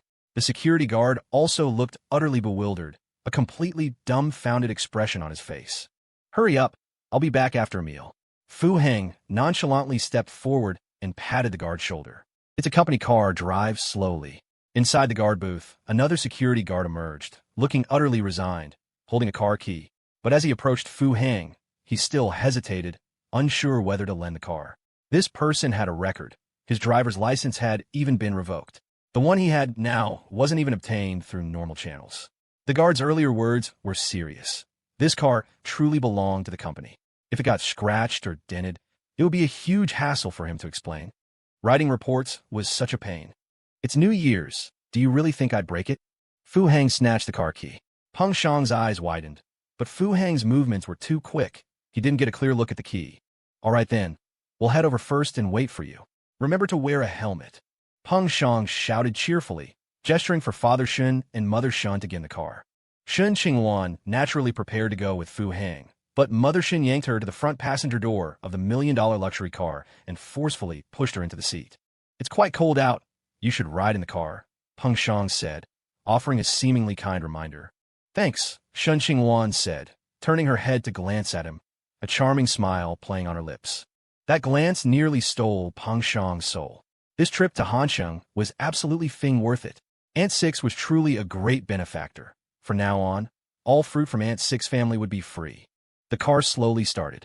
Peng Shang drove very steadily, very slowly. He kept checking the rearview mirror, hoping to see that figure, but perhaps the guy wasn't completely stupid and didn't chase after them to make a fool of himself at that moment. Shen Qingluan also glanced in the rearview mirror and saw the somewhat familiar commercial van following behind. A slight curve appeared at the corner of her mouth. That day Lana said that in Fu Hang's heart, Qin Yuchu was more important than Li Weiyang because Qin Yuchu had professional people accompanying her, while Li Weiyang did not. But soon after, Lana told her that she also had people following her. CEO's assistant? Boss? Colleague? In the workplace, there are many ways to get promoted. One can be promoted through their own efforts, or a superior can be dismissed for making mistakes. Although Peng Shang didn't see the electric bike he expected, he still drove very slowly. If he arrived too early, how would he get to see Fu Hang look embarrassed at the hotel entrance? The car was quiet. No one spoke. In truth, everyone implicitly understood that until Fu Hang was dealt with, today's blind date hadn't officially begun. And Fu Hang was merely the backdrop and a setup for this blind date. They parked in the outdoor parking lot of Wenbiyun. Peng Shang looked around, left and right, because he hadn't seen any sign of Fu Hang along the way and wondered if Fu Hang had run off. However, to his astonishment, the commercial van that had been following them suddenly opened its door, and Fu Hang calmly stepped out of the driver's seat. "Why were you driving so slowly?"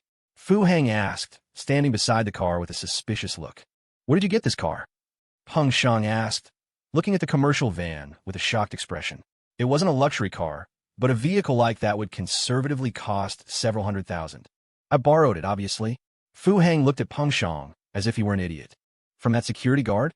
Peng Shang completely lost his composure. Fu Hang instinctively took a step back, turning his head to look at the others, his expression clearly saying, "Is this guy sick? I got the keys right in front of you, and I've been following you the whole way." Mother Shen's brows furrowed. Was that residential compound truly not simple? Not only did it have two CEO assistants driving million-dollar sports cars living there, but now a security guard could drive a car like this? "It should be from the property management company," the observant father Shen quietly explained, a hint of wariness rising in his heart. It seemed Fu Hang and their daughter had a very close relationship, and he came over frequently. Otherwise, a security guard wouldn't privately lend a property management company car to Fu Hang. Things were more serious than anticipated. Moreover, their daughter's two friends who drove sports cars also put a lot of pressure on Father Shen. Originally, they had hoped to use Peng Shang's family background as an entry point. But if Shen Qingluan had girlfriends like that, Peng Shang's wealth might not be as impactful as expected. And if their daughter was still willing to be with Fu Hang after seeing her two colleagues, it meant she might genuinely be falling for him. Father Shen was worried on two fronts: that Shen Qingluan's expectations would be raised too high by her friends, making her overly ambitious and unrealistic, and that she might fantasize about love and forget about the material security of life. "All right, since we're here, let's go in," Peng Shang said, rubbing his hands awkwardly after being stumped by Fu Hang. He had originally planned to go to the trunk immediately to get the bouquet of 999 roses, but hesitated, feeling it wasn't urgent. He could go get the flowers later after they were seated. For now, the most important thing was to give Shen Qingluan a direct comparison. The idea of giving 999 roses at once he had seen on a forum. It was supposedly posted by a bubble tea shop employee, detailing 3 small tips for giving flowers. He had no idea where this employee learned them. He had originally intended to send a car full, but considering his future in-laws would also be in the car, he compromised and chose the second option. "Yeah, let's go." I called ahead. They said there's a table, Fu Hang said, shrugging indifferently as he led the way towards the hotel entrance. Mother Shen and Father Shen exchanged a look, hiding the hint of amusement in their eyes. Shen Qingluan deliberately slowed her pace, following unhurriedly behind her mother. Only Peng Shang seemed a bit impatient, happily quickening his steps to match Fu Hang's pace. Called ahead? Ha ha ha. Was it a group by reservation? Wenbiyun was a national chain. Tables were incredibly difficult to book normally, let alone on Lunar New Year's Day. Reservations had stopped half a month ago. Even he, a Wenbiyun Gold member, couldn't get a last-minute table. He had only managed to book a small private room through a highly influential business partner in Hanqing. The hotel's revolving door reflected dazzling lights. Fu Hang and Peng Shang entered first, with Shen Qingluan and her parents a little behind. As they passed through the revolving door, a glimmer of anticipation appeared in Mother Shen's eyes. This anticipation partly stemmed from hoping to see Fu Hang embarrassed, but also from the novelty of visiting a 5-star hotel for the first time. But just as she emerged from the revolving door, before Mother Shen could even admire the opulent lobby, she was slightly stunned by the grand display in front of her.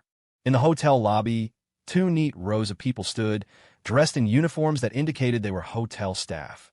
"Happy New Year, esteemed guests, and welcome to Wenbiyun." The warm greetings were uniform and harmonious, yet not abrupt, spoken softly, making one feel utterly at home, as if bathed in a spring breeze. It truly was a five-star hotel. This kind of reception was certainly grand. Mother Shen and Father Shen unconsciously straightened their backs, leaning slightly behind Peng Shang. To be honest, they were a little intimidated by the display.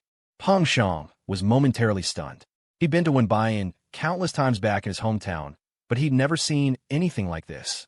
Was this some kind of special Han City custom? Or was it just because today was New Year's Day? Some sort of festive service? It was one thing for the staff to line up and greet guests, but weren't those guys in chef uniforms at the back of the line? Were the chefs joining the welcoming committee too? That didn't seem right. And those women in uniforms at the far left, weren't they cleaning staff? His eyes scanned the line. Sure enough, besides the cleaning ladies, there were also security guards standing at attention. Everyone was lined up like they were expecting royalty. In a flash, a bold idea struck him. Could Han City's business partner be this powerful? Fu Hang was equally shocked. Is this how five-star hotels normally welcome guests? Last time he came, there were more people, but that was chaos, with cops, gangsters, and even the prince of the Qin group kneeling to greet him. But that was a different kind of welcome. Today was the first time he'd actually come here, just to eat. He didn't know the customs, so he wisely held back. He hadn't lied when he said he just made a call while driving. He wasn't even sure who to call, but contacting his assistant to book a reservation seemed reasonable, right? Now, looking at this whole display, he felt a twinge of guilt. Hopefully Baldy Long hadn't screwed this up.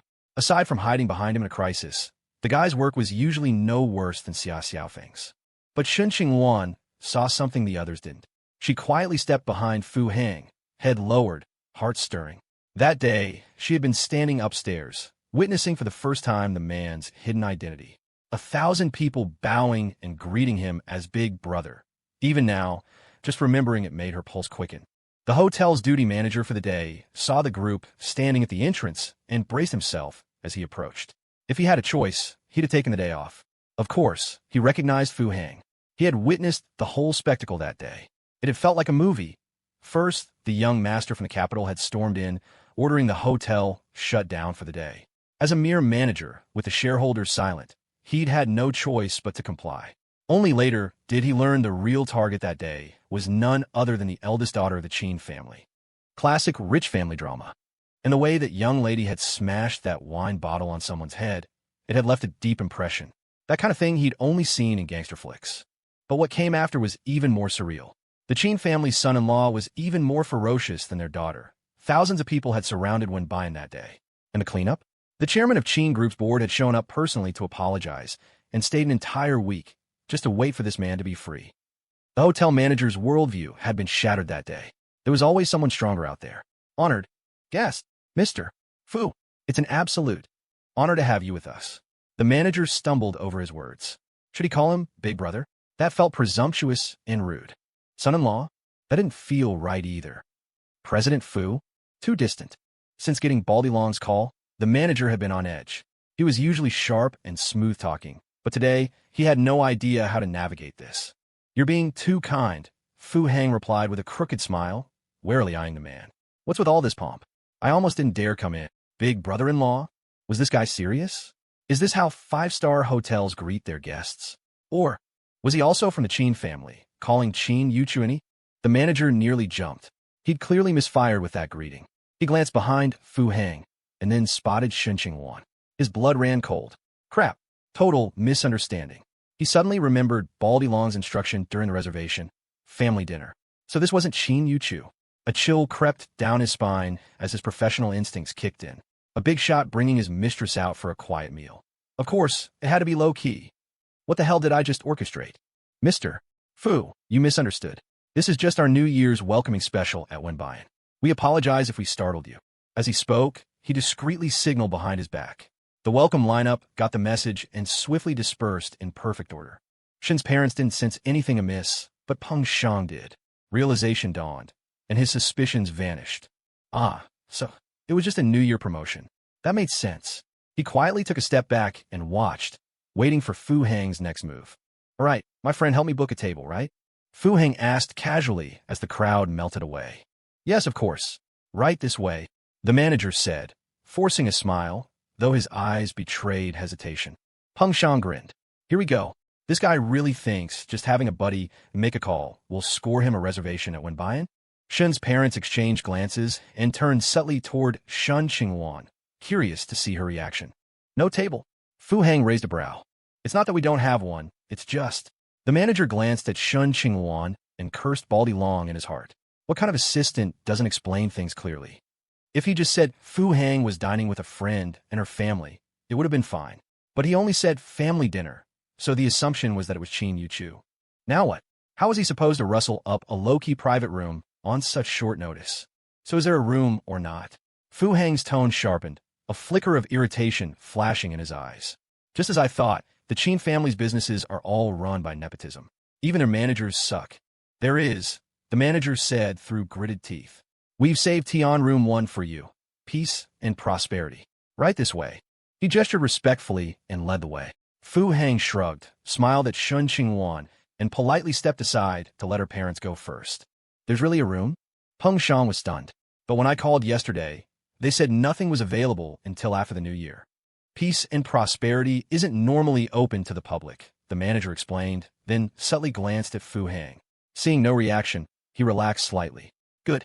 He guessed right. This big shot wasn't as low profile as he thought. After all, someone who rolls with a 1,000-man entourage clearly isn't the discreet type. Peng Shang followed the group toward the elevators with a puzzled expression. As the manager pressed the button, Peng's eyes lit up in realization, and he suddenly looked excited. The 6th floor now made sense. As a national chain, when Bayan prided itself on standardization, every hotel was laid out the same. First floor was the lobby. Second floor was for general dining. The more premium private rooms were on the 3rd floor. His own reservation, made in a rush, was for the 2nd floor. 5th floor was for banquets and meetings. But 6th, that was where the guest rooms were, or the spa and fitness center. So, who made your reservation? A waiter? Cleaning staff? Or a security guard? Are you seriously taking us to eat in a hotel suite?